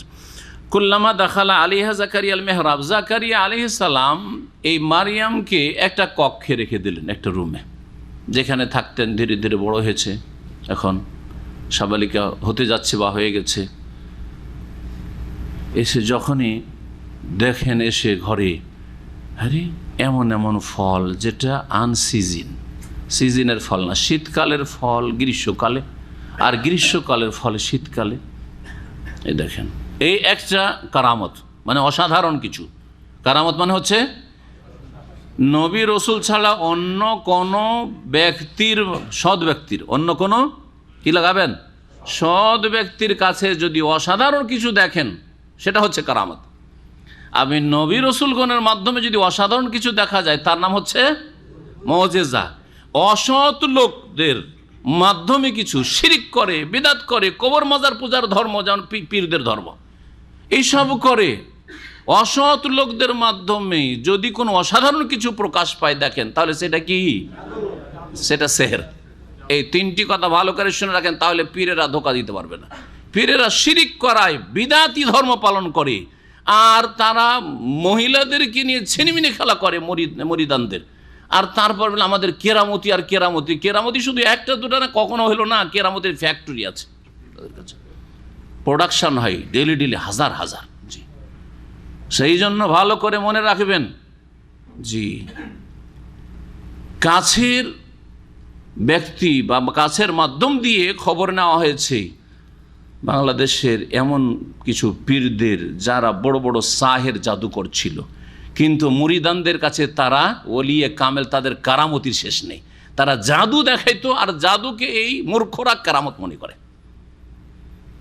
আম্বিয়া রসুলগণের মাধ্যমে হলে কি বললাম, সেটার নাম হচ্ছে মুজিজা। নেক লোকদের মাধ্যমে যদি হয়, নেক হওয়ার জন্য শিরক মুক্ত হইতে হবে, বিদআত মুক্ত হইতে হবে, ফরজ ওয়াজিব আদায় করতে হবে, হারাম নাজায়েজ থেকে বেঁচে থাকতে হবে, মহিলাদের থেকে দূরে থাকতে হবে, তাই না? মহিলাদের ফিতনার থেকে, আপন স্ত্রী ছাড়া। সৎ কর্মশীল হইতে হবে, হালাল রুজি খেতে হবে। এইরকম লোক দ্বারা যদি অসাধারণ কিছু প্রকাশ পায় তার নাম হচ্ছে আল কারাম। আল্লাহ সম্মানিত করেছেন, এবং এগুলো তাদের হাতে না, আল্লাহ প্রকাশ করেন, কখনো করতে পারেন আল্লাহ রাব্বুল আলামিন। কার হাতে কখনো হঠাৎ হবে তাও বলা যাবে না, বরং একজন নেক মানুষের হঠাৎ করে দোয়া কবুল হয়ে যায়, এটি তার কারামত, যেটাকে আজকাল কেরামতি মনে করেন না। এটাই কারামত। আপনি আল্লাহ পাকের কাছে দোয়া করলেন, সাথে সাথে কবুল হলো, এটা আপনার কারামত। কারামত সম্পর্কে অনেক গুমরাহি আমাদের দেশে রয়েছে। কারামত মনে হচ্ছে ওই ওলির হাতে যখন ইচ্ছা দেখাবে, জাদুর খেল দেখাবার মতো, তাই না? না, এই জাদুর খেল নয়। কারামত যখন আল্লাহর হাতে, মুজিজা পর্যন্ত আল্লাহর হাতে। বহুবার বলেছি, মুসা আলাইহিস সালাম মের লাঠি, তো সাধারণ লাঠি আগেও ব্যবহার করতেন, নবী হওয়ার আগেও লাঠিটা ব্যবহার করতেন, বকরি চড়াইতেন লাঠি দিয়ে, আছে না? নেই কোরআনে? আহুসবে আলাগানামি, হ্যাঁ, ওর উপরে আমি ভর দিয়ে আমি আরাম করি। আতা আক্কা আলী আউসবে আলাগানামি আলিয়া ফিয়ামা, আরে ওখরা, মেলা কাজ করি এটা দিয়ে। তো লাঠি ছিল, আল্লাহ বলছে লাঠি ফেলো। মুসা আলাইহিস সালাম কিছু জানেন না যে লাঠি কেন আল্লাহ ফেলতে বলছেন, আর ফেললে হবে বাকি কিছু জানেন না। আর নিজের কাছে কোনো ফ্যাক্টরিও নেই, কল্পনাও করেননি যে এটা কী হতে যাচ্ছে। আল্লাহ লাঠি ফেলতে বলেছে, মাটিতে আমি ফেলে দিলাম। ফাইদা হাইয়া হাইয়াতুন তাসা, বিশাল সাপ হয়ে দৌড় দিয়ে চলে আসে, মনে হচ্ছে গিলে নি, অজগর সাপ। মুসা আলাইহিস সালাম কি করছেন? যদি তার হাতেই যদি এই মুজিজা থাকতো, তাহলে তিনি অলরেডি জানছেন যে তো সাপ হবে, আর সাপ হয়ে আমার দিকে আসবে, কোনো ব্যাপার না, ওটা তো আমার হাতে, আমি তো করলাম, তাই না? কিছুই জানেন না, ভাবছেন তো সাপ তো খেয়ে ফেলবে আমাকে। ওয়াল্লা মুদবিরান ওয়ালাম ইয়াকি, এমন পালাইতে শুরু করলেন যে ফিরেও দেখছেন না কি হচ্ছে না হচ্ছে, বুঝতে পারছেন না। তারপরেও চোখ খুলে না। নবী রসুলগণের এই অবস্থা, আর আপনার ওলি যাদেরকে বানিয়ে দিয়েছেন এই পীরগুলো, এরা ওলি নয় আসলে। হ্যাঁ, ওলি অন্যদের ওলি, আল্লাহর ওলি না। হ্যাঁ, ওইটা বললাম না। হ্যাঁ, জি হ্যাঁ, কথা বলছি। কোরআনে কারিমে আল্লাহর ওলিও বলা হয়েছে আর শয়তানের ওলি বলা হয়েছে। এখন কোন ওলি বুঝেন? যদি কেউ দাবি করে অথবা তার মুরিদানরা বলে যে তারা কেরামত দেখাতে পারে, তাহলে শয়তানের ওলি নিশ্চয়।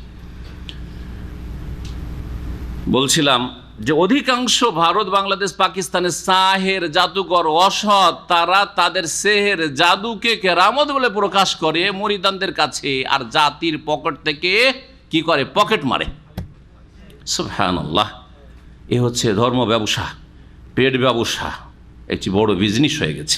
যখনই জাকারিয়া আলাইহিস সালাম প্রবেশ করতেন আল মেহরাব, মেহরাব আজকাল মেহরাব বলা হয় মসজিদের সামনে যেখানে ইমাম দাঁড়াবে তার সামনে যে একটু এগিয়ে জায়গায়, ওইটাকে মেহরাব বলা হয়, কিন্তু এখানে ওই মেহরাব বোঝানো হয়। মেহরাব মানে এখানে বিশেষ ইবাদত কক্ষ, ইবাদতের জন্য যেই ঘরটি তার কক্ষ ছিল সেটাকে বোঝানো হয়েছে, যেখানে মারিয়াম আলাইহিস সালাম থাকতেন। ওয়াজাদা ইনদাহা রিজকান, তার কাছে গিয়ে রিজিক দেখতে পেলেন।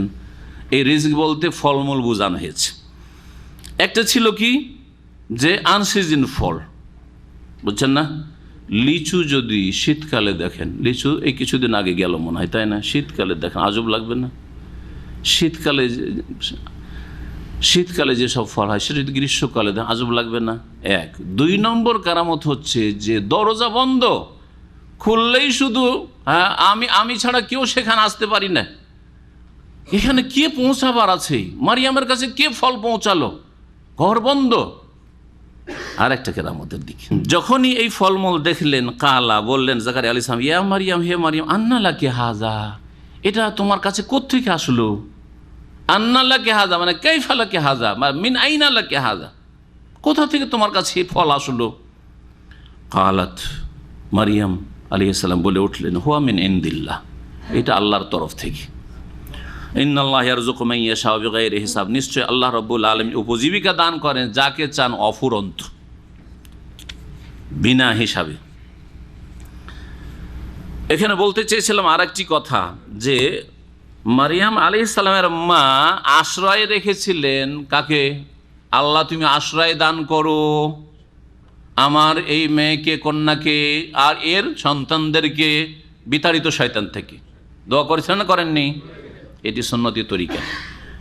সহিহ বুখারীতে রয়েছে, প্রিয় নবী মুহাম্মদ রাসূলুল্লাহ সাল্লাল্লাহু আলাইহি ওয়াসাল্লাম কানা ইউআউযুল হাসানা ওয়াল হুসাইন,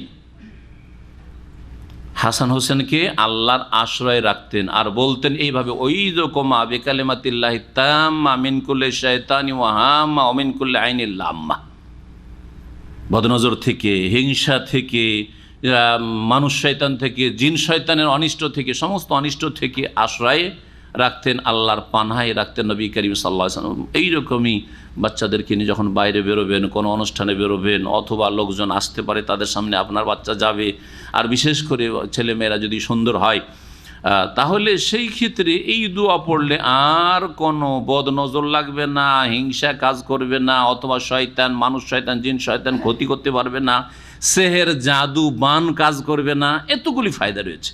এই সুন্নতি আমলগুলি করুন। এই সুন্নতি আমল না করে আমাদের সে লোকের বিদাতি আমল করে। একটা টিপ দেবে কালো কাজলের, আর সেই টিপটা আবার দিতে হবে কোথায়? মাঝখান নাই, এইদিকে না হয় ওইদিকে দিতে হবে, যাতে করে শয়তান আক্রমণ না করতে পারে, বদনজর না লাগে। শিরক, এটি শিরক। এটি হচ্ছে কি শিরকি। এই রকমের যেগুলো মাধ্যম নয়, ওসিলা নয়, সেগুলোকে মাধ্যম মনে করা আত্মরক্ষার, এটা হচ্ছে শিরক। শিরকে আসগার কমপক্ষে এটা হচ্ছে, যদি আল্লাহ হেফাজত করবেন কিন্তু এটা একটা মাধ্যম, তাহলে এটা শিরকে আসগার, ছোট শিরক, কাবিরা গুনাহ। আর যদি মনে করে যে এই কাজলের টিপি রক্ষা করবে আমার বাচ্চাকে, তাহলে বড় শিরক। তাবিজের ক্ষেত্রে ওইটাই প্রযোজ্য, হয় ছোট শিরক আর না হলে বড় শিরক। যদি মনে আল্লাহ ভরসা, আল্লাহ হেফাজত করবেন, তাবিজটা আমার একটা মাধ্যম আত্মরক্ষার, তাহলে ছোট শিরক, শিরকে আসগার। আর যদি মনে করেন তাবিজ থাকলে আমার কিছুই হবে না, তাবিজ আছে বুকে, বল আছে আমার, তাবিজ আমাকে রক্ষা করবে, তাহলে শিরকে আকবার, ইসলাম থেকে বহিষ্কার করে দেবে। আল্লাহ যেন আমাদেরকে সমস্ত শিরক থেকে বেঁচে থাকার তৌফিক দান করেন। বলছিলাম যে একটি হাদিস রয়েছে আবু হুরায়রা রাদিয়াল্লাহু তাআলা আনহু থেকে, বুখারী মুসলিমের হাদিস। রাসূলুল্লাহ সাল্লাল্লাহু আলাইহি ওয়াসাল্লাম বলেন, মা মিন মাউলুদিন ইউলাদু, যে কোনো শিশু জন্মায় যখন, ইল্লা মাসসাহু শায়তান, তখন শয়তান তাকে স্পর্শ করে, আঘাত করে, খোঁচা মারে। এই খোঁচা মারার কারণে কুহা কুহা করে কান্না করে। শুনেছেন না শোনেন নাই? এমন কোনো বাচ্চা পাবেন না যে মায়ের পেট থেকে ভূমিষ্ঠ হচ্ছে আর কুহা কুহা করেন না। সবাই করেছে, আপনিও করেছেন, আমরাও করেছি, ঠিক না? সবাই করে, ইল্লা ব্যতিক্রম। শোনেন, যখনই জন্মায়, হিনাইউলা, যখনই জন্মায় তখন শয়তান খোঁচা মারে, স্পর্শ করে, ফায়াস্তাহিল্লো সারে খান সুতানা, তখন চিৎকার করে ওঠে, কুয়া কুয়া করে কান্না করে, মিম্মাসি, শয়তানের আঘাতের কারণে অথবা খোঁচা মারার কারণে। ইল্লা মারিয়াম, ব্যতিক্রম মারিয়াম আলাইহিস সালাম, অবনহা, আর তার পুত্র কে? ঈসা ইবনে মারিয়াম আলাইহিস সালাম। সুম্মা ইয়াকুল, আবু হুরায়রা, তারপর আবু হুরায়রা রাদিয়াল্লাহু তাআলা বলছেন যে এর দলিল যদি কোরআন থেকে পড়তে চাও পড়ো, ইনশাতুম ওয়া ইন্নী উঈযুহা বিকা ওয়া যুররিয়াতাহা মিনাশ শাইতানির রাজীম, যে তার মা মারিয়ামের মা দোয়া করেছিলেন, এই দোয়ার বরকতে তার মেয়েও হেফাজতে থেকেছে শয়তান থেকে, আর তার নাতিও, তার মেয়ের ছেলেও হেফাজতে থেকেছে। জাকারিয়া আলাইহিস সালাম নিঃসন্তান ছিলেন, স্ত্রী বন্ধা বাঁঝা, আর বুড়ো হয়ে গেছেন, হাড্ডির সাথে চামড়া লেগে গেছে, শরীরে গোস্ত নেই, একেবারে বার্ধক্যে পৌঁছে গেছেন। এই সময় ছেলে মেয়ে হবে কল্পনাও করা যায় না, কল্পনার বাইরে। সারা জীবন ছেলে মেয়ে হইল না, আর ছেলে মেয়ে হবে আশা করা যায় না। কিন্তু যখন দেখলেন যে একটা কচি মেয়ে মারিয়াম, তার বন্ধ ঘরে রিজিক, বা তো বন্ধ ঘর, 2 নম্বর আবার সেটা আনসিজন ফলমূল, এই সময় তো এই ফিলিস্তিনে এই সব ফলমূল পাওয়া যায় না, শীতকালেরটা গরমের সময়, গরমেরটা শীতকালে, কেমন কথা। এ দেখার পরে তিনি চিন্তা করলেন যে আল্লাহ যদি এই মারিয়ামকে এইরকম আনসিজন রিজিক দিতে পারেন, তো আমাকে ছেলে মেয়ে আল্লাহ আনসিজন দিতে পারেন না? অবশ্যই পারেন। শুধু আল্লাহর কাছে কোনো কিছু অসাধারণ মনে করবেন, অসম্ভব মনে করবেন। আমরা দোয়া করতে অনেক অসম্ভব মনে করি, অসম্ভব না, অসম্ভব কিছু মনে করবেন না। অসম্ভব একমাত্র আল্লাহ আমাকে মারিও না, যদি এই দোয়া করেন কেউ, আল্লাহ যেন আমি মরতে চাই না, আল্লাহ খুব ভয় লাগে, আল্লাহ আমাকে মারিও না, হবে এটা? অসম্ভব। এই দোয়া করা হারাম, এই দোয়া করা হারাম। কিন্তু যদি দোয়া করেন আল্লাহ আমাকে বিদেশে মারিও না, জায়েজ কি না? জায়েজ। আল্লাহ আমাকে অমুক জায়গায় মত দিও, জায়েজ কি না? আল্লাহ আমাকে রাষ্ট্রপতি বানিয়ে দাও, জায়েজ কি না? না জায়েজ। একবার এরকম কথা এক জায়গায় বলেছি, বলছে শেখ কেমন কথা বলেছে, দুনিয়া চেয়ে নিলাম, দুনিয়া চেয়ে নিলাম। কেন দুনিয়া চাওয়া মানা আছে নাকি? বলছে দুনিয়া চাওয়া নিষেধ আছে নাকি? আরে নিষেধ থাকবে তো আল্লাহ কেন শিখাইলেন? সবচেয়ে প্রসিদ্ধ দোয়া রব্বানা আতিনা ফিদ দুনিয়া হাসানা, আগে দুনিয়া, কারণ দুনিয়া আগে, এখন দরকার। মরণের পর দুনিয়া নিয়ে তো লাভ নেই, লাভ আছে? রব্বানা আতিনা ফিদ দুনিয়া, আল্লাহ এখন বেঁচে আছে, দুনিয়া দাও, রুজি দাও, সুস্থতা দাও, হ্যাঁ তাই না? স্ত্রী দাও, ছেলে মেয়ে দাও, বাড়ি ঘর দাও, গাড়ি দাও, সব চান। আতিনা ফিদ দুনিয়া হাসানা অফিল আখিরাত হাসানা, আর আখিরাত এরপরে আখিরাত চলে আসছে, আল্লাহ সেখানেও সার্বিক কল্যাণ দান করো, ওয়াকিনা আযাবান জাহান্নামের আযাব থেকে রক্ষা করো। তবে যেটা হারাম সেটা হচ্ছে ফামিনহুম মান ইয়াকুলু রব্বানা আতিনা ফিদ দুনিয়া। কিছু লোকেরা আছে যারা বলে আল্লাহ আমাকে দুনিয়া চাই, রাষ্ট্রপতি হইতে চাই, আমি প্রধানমন্ত্রী হতে চাই, আমি মন্ত্রী মিনিস্টার হতে চাই, এই হতে চাই, সেই হতে চাই, আমি দুনিয়ার সবচেয়ে বড় ধনী হতে চাই, আমি বাংলাদেশের নাম্বার 1 পুঁজিপতি হতে চাই, হ্যাঁ এইরকম কিছু চাইলো। আর আখিরাত সম্পর্কে নামাজ জিরো, সিয়াম রোজা জিরো, জাকাত জিরো, হজ জিরো, আল্লাহর গোলামি জিরো, সব কিছু জিরো, সব কিছুতে জিরো, দুনিয়ার হিরো হতে চাই। আল্লাহ বলছেন ওমা লাহু ফিল আখিরাতি মিন খালাক, তাদের আখিরাতে কিছুই অংশ নেই জাহান্নাম ছাড়া, জান্নাতে কোনো ভাগ নেই তাদের, এদের জন্য। শুধু দুনিয়া যদি চান, আখিরাত না চান, হারাম। কিন্তু দুনিয়াও চান আর আখিরাতও চান। আল্লাহ আমাকে সুস্থ রাখো ইমানের অবস্থায়, সুস্থ রাখো ইমানের অবস্থা, এই দুটো দুয়াতে দিনও চাইলেন দুনিয়াও চাইলেন, আমাকে সত্যিকার মুমিন করে দাও আর সুস্থ রাখো। সুস্থ থাকা দুনিয়া নয়, অবশ্য দুনিয়া, কিন্তু এই দুনিয়াতে আমি দিন করব, সুস্থ থাকলেই তোমার ইবাদতবন্দি ভালো করে করতে পারবো। হ্যাঁ, আল্লাহ আমার রিজিকে বরকত দান করো এবং নেক আমল দান, খেরাতের তৌফিক দান করো। কারণ রিজিকে বরকত না হলে আমি যদি নিজেই খেতে না পাই তো কী করে অন্যকে খাওয়াবো? অসুবিধা নেই। জাকারিয়া আলাইহিস সালাম চট করে দোয়া করলেন যে মারিয়ামকে যে আল্লাহ দিতে পারেন অসাধারণ ক্ষমতায়, তিনি আল্লাহর উপর আমাকেও দিতে পারেন, আমি কেউ নিরাশ হব? দোয়া করলে হুনালিকা দা জাকারিয়া রব্বা, তখনই জাকারিয়া আলাইহিস সালাম তার রবের কাছে দোয়া করলেন, রবকে ডাকলেন। কালা বলে রব্বি, হে আমার রব, হাবলি মিল্লা দুনকা, তোমার পক্ষ থেকে আমাকে দান করো যুররিয়াতান তাইয়্যিবা, নেক সন্তান। নেক সন্তান, জুরিয়াতুন সন্তান, কিন্তু জুরিয়া এক বচনের অর্থ হয় না সাধারণত। জুরিয়া হচ্ছে বংশধর, জুরিয়া মানে বংশধর, আর বংশ শুরু হবে আপনার সন্তান থেকে। সন্তানই যদি না, আপনি নিঃসন্তান হতো বংশ কী করে বাড়বে? আর তো বাড়ার উপায় নেই, তাই না? এই জন্য প্রথম বংশ বৃদ্ধি হচ্ছে নিজের ছেলে মেয়ে থেকে। তো এই জন্য যদি কেউ জুরিয়া মানে বলে আল্লাহ আমাকে নেক সন্তান, সৎ সন্তান দাও, পবিত্র সন্তান দাও, তাও ঠিক, কিন্তু আসলে এর শাব্দিক অর্থ হচ্ছে নেক বা সৎ বংশধর আমাকে দান করো। জাকারিয়া আলাইহিস সালাম থেকে ইয়াহিয়া আলাইহিস সালাম, আর এই আম্বিয়া রসুলগণের বংশে কত যে নেক লোকেরা পয়দা হয়েছেন আল্লাহ ভালো জানেন, আর কিয়ামত পর্যন্ত পয়দা হবেন, ঠিক না? ইন্নাকা সামিউদ দুআ, নিশ্চয়ই তুমি দোয়া শ্রবণকারী। যখনই এই দোয়া করলেন ফানাদাতুল মালায়েকা, দোয়া কবুল হয়ে গেল। ফেরেশতা আল্লাহ রাব্বুল আলামিনকে, আল্লাহ রাব্বুল আলামিনের হুকুমে ফানাদাতুল মালায়েকা, আল্লাহ রাব্বুল আলামিনের হুকুমে ফেরেশতা মালায়েকা জাকারিয়া আলাইহিস সালামকে ডাক দিলেন। ওয়া কায়িমুন ইউসাল্লি ফিল মিহরাব, যেই সময় জাকারিয়া আলাইহিস সালাম তার ইবাদত খানায়, ইবাদত কক্ষে সালাত আদায় করছিলেন, নামাজ পড়ছিলেন। এই আয়াতে বোঝা গেল যে আগের নবী রসুলগণের দিনেও সালাত একটি মুখ্য ইবাদত ছিল। এমন কোন উম্মত এবং আল্লাহ নাজিলকৃত ধর্মের অনুসারীরা ছিল না যাদের সালাত নামাজ ছিল না। নামাজ ছিল। আমাদের 5 ওয়াক্ত আছে, তাদের বেশি থাকতে পারে, হ্যাঁ, নিয়ম নীতিমালায় পার্থক্য থাকতে পারে, কিন্তু সালাতের ইবাদত ছাড়া কোনো জাতি ছিল না। যেমন সিয়াম সম্পর্কে আল্লাহ বলছে কামা কুতিবা আলাল্লাযিনা মিন ক্বাবলিকুম, সিয়াম রোজা তোমাদের উপর ফরজ করা হয়েছে, তোমাদের পূর্বের উম্মতদের উপর ফরজ করা হয়েছে। আল্লাহ নাজিলকৃত দিনে যেমন সিয়াম ছিল, তার আগে সালাত ছিল। আম্বিয়া রাসূলগণ সকলেই সালাত আদায় করেছেন। সুতরাং সালাত ছাড়া, নামাজ ছাড়া কোনো মুক্তি নেই, ভালো করে শুনে রাখেন। আর 5 ওয়াক্ত নামাজ যেহেতু নবী করিম সাল্লাল্লাহু আলাইহি ওয়াসাল্লাম মেরাজ থেকে নিয়েছেন, 5-এ 4 করবেন আর আশা করে বসে থাকবেন জান্নাতের, এইরকম ভুলে থাকবেন না। না হলে ভুল যখন ভাঙবে তখন আর সংশোধনের সুযোগ থাকবে না। মওতের পরে ভুল ভাঙবে যে হাই কি করলাম, ফজরটা শুধু পড়িনি, এত নামাজ পড়েছি কিন্তু ফজরটাই শুধু ছেড়ে দিয়েছি। ভুল ভাঙলো তখন, কিন্তু আর সংশোধনের জন্য রব্বের জীবন আল্লাহ ফিরিয়ে দাও, ফজরটা ঠিক করে আসবো, আল্লাহ বলবেন কাল্লা, কোশ্চেন কালেও না, আর ফিরানো হবে না, যা হওয়ার হয়ে গেছে, শেষ। মহান আল্লাহ ইরশাদ করছেন যে ফেরেশতারা ডাক দিলেন জাকারিয়া আলাইহিস সালামকে ওই সময় যখন তিনি দাঁড়িয়ে সালাত আদায় করছিলেন তার ইবাদত খানায়, মেহরাবে। কি বলে ডাক দিলেন?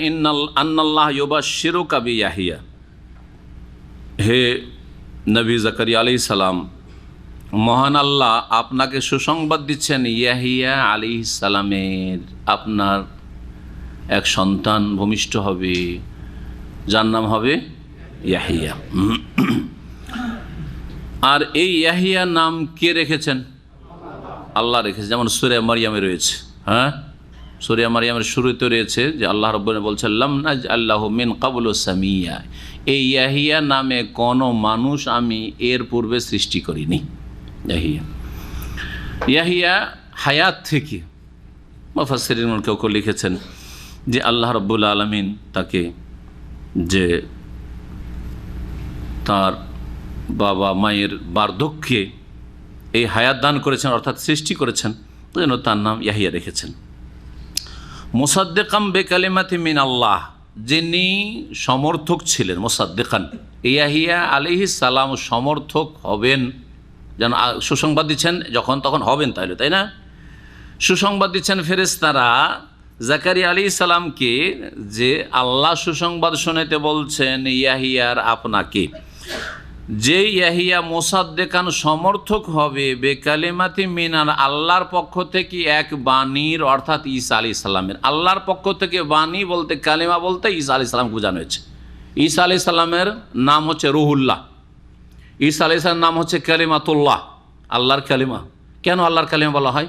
যেমন অন্য অন্য আয়াতে এসছে। কেন না?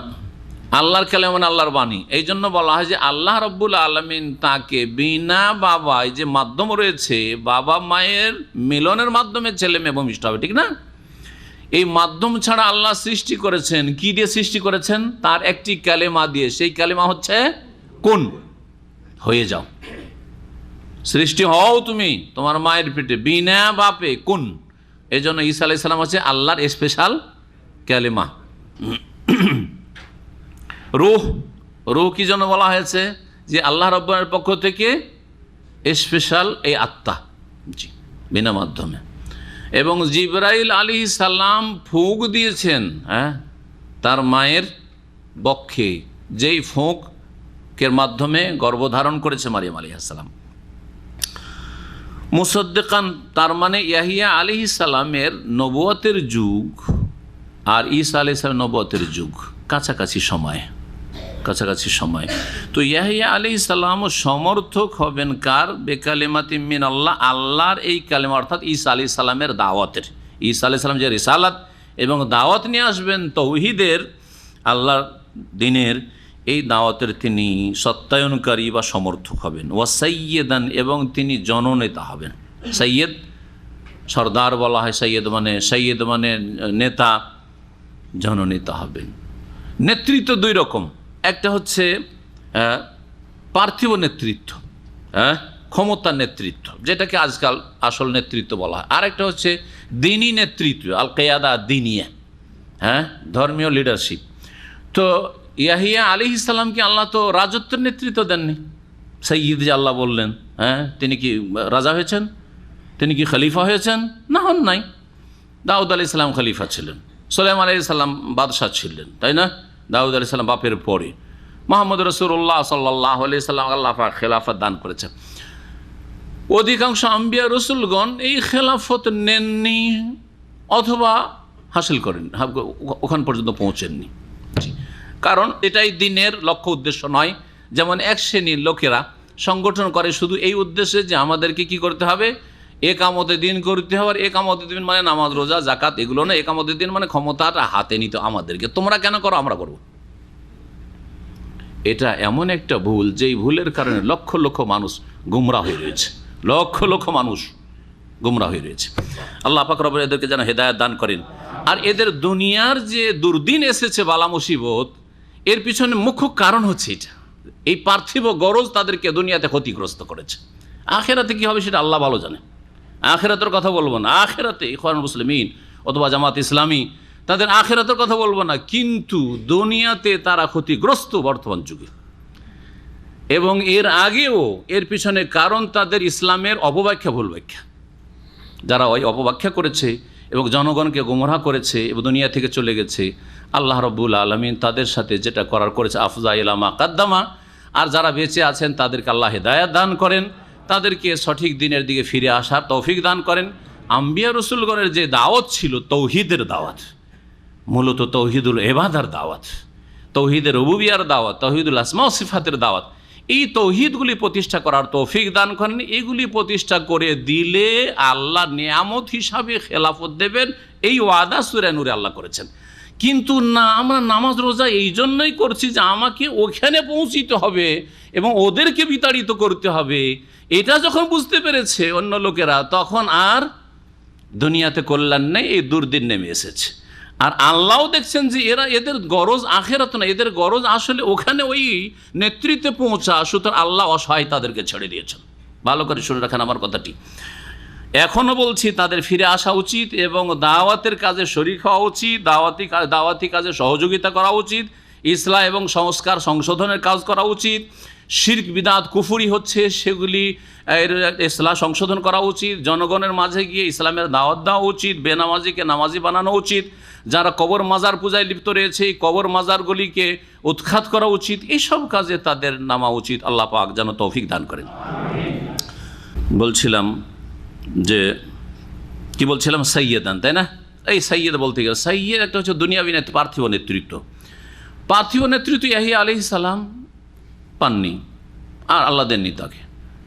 কিন্তু কোন নেতৃত্ব ছিল? আল্লাহ তাকে সাইয়্যিদ বলছেন। কোন নেতৃত্ব? দ্বীনি নেতৃত্ব। নবী রসুলগণকে আল্লাহ পাক সবচেয়ে বড় দ্বীনি নেতৃত্ব দান করেছেন। এইরকম বড় বড় আলেম আলমাকে আল্লাহ পাক রব্বুল দ্বীনি নেতৃত্ব দান করেছেন। আলেম আলমারা মানুষের অন্তরের ওপর নেতৃত্ব করে, আর দুনিয়ার যারা শাসক মানুষের শরীরের ওপর, বডির ওপর নেতৃত্ব করে। কোন নেতৃত্ব? আপনারা গুরুত্বপূর্ণ চিন্তা করুন। আমার কথা বুঝতে পেরেছেন না পারেন নাই? একজন আলেম, কোরআন শোনার আলেম যদি হয়, জনপ্রিয়তা লাভ করে, আল্লাহর জন্য তাকে ভালোবাসে। ভালোবাসে না বাসে না? কোনো শাসককে আল্লাহর জন্য ভালোবাসে? হ্যাঁ, তার মধ্যে সততা থাকলে, দিনদারি থাকলে ভালোবাসে, সে তার দিনের কারণে। কিন্তু সে যেহেতু নেতৃত্বে গেছে, তাকে নেতা হিসাবে, তার কাছে দুনিয়া আছে, তার হাতে চাকরি আছে, তার হাতে দুনিয়ার ফ্যাসিলিটি আছে, আমাকে অনেক কিছু দিতে পারবে, ওই ভালোবাসা হবে না যেই ভালোবাসা একজনের সাথে আল্লাহর জন্য রয়েছে, রাসূলের জন্য রয়েছে, দ্বীনের জন্য রয়েছে। বুঝছেন না?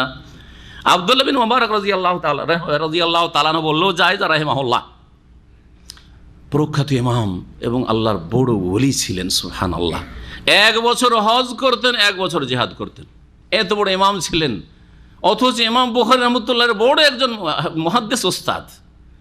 1 বছর জিহাদের সফরে যেতেন, 1 বছর হজের সফরে আসতেন।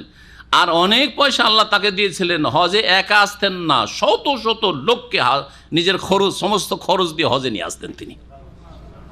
এইরকম প্রভাবশালী একজন ইমাম, আলেম, মুহাদ্দিস। তিনি যখন বাগদাদে এসেছেন, হাজার হাজার লোক রাস্তায় নেমে গেছে তাকে দেখার জন্য। ভিড়ের শেষ নেই, ভিড়ের শেষ নেই। সেই যুগের যে খলিফা, আব্বাসী খলিফা ছিল, তার রাজ দরবার থেকে দেখছে বসে বসে, অট্টালিকায়, রাজপ্রাসাদে বসে, আরে এটা রাস্তায় কে এসেছে রে? এত লোক রাস্তাঘাটে ভিড় করে, যেন রাস্তাঘাট ভিড়ের শেষ নাই। হাজার হাজার লোক তার পিছনে ছুটেছে। এসে কে সে? খবর নেই রাজার কাছে যে আব্দুল্লাহ বিন মুবারক রহমতুল্লাহ আলাই বাগদাদে পদার্পণ করেছেন। তার মন্ত্রীরা, তার আশেপাশে যারা ডানে বামে আছে, তারা বলল যে একজন ইমাম, তিনি এসেছেন, মরু থেকে এসেছেন, অনেক দূর থেকে বাগদাদে এসেছেন। সবাই তার প্রতীক্ষায় ছিল। তিনি আসা হাজার হাজার লোক, গোটা বাগদাদ শহরের শিশু, বৃদ্ধ আর যুবক সকলে রাস্তায় নেমে গেছে। এমনকি মহিলারা দেখার জন্য যে এক নজর দেখবো একজন ইমামকে, এই যুগের ইমাম তিনি নেমে গেছে। বাদশা জিজ্ঞেস করলেন তার ওজিরকে, মন্ত্রীকে, যে এটা কেন?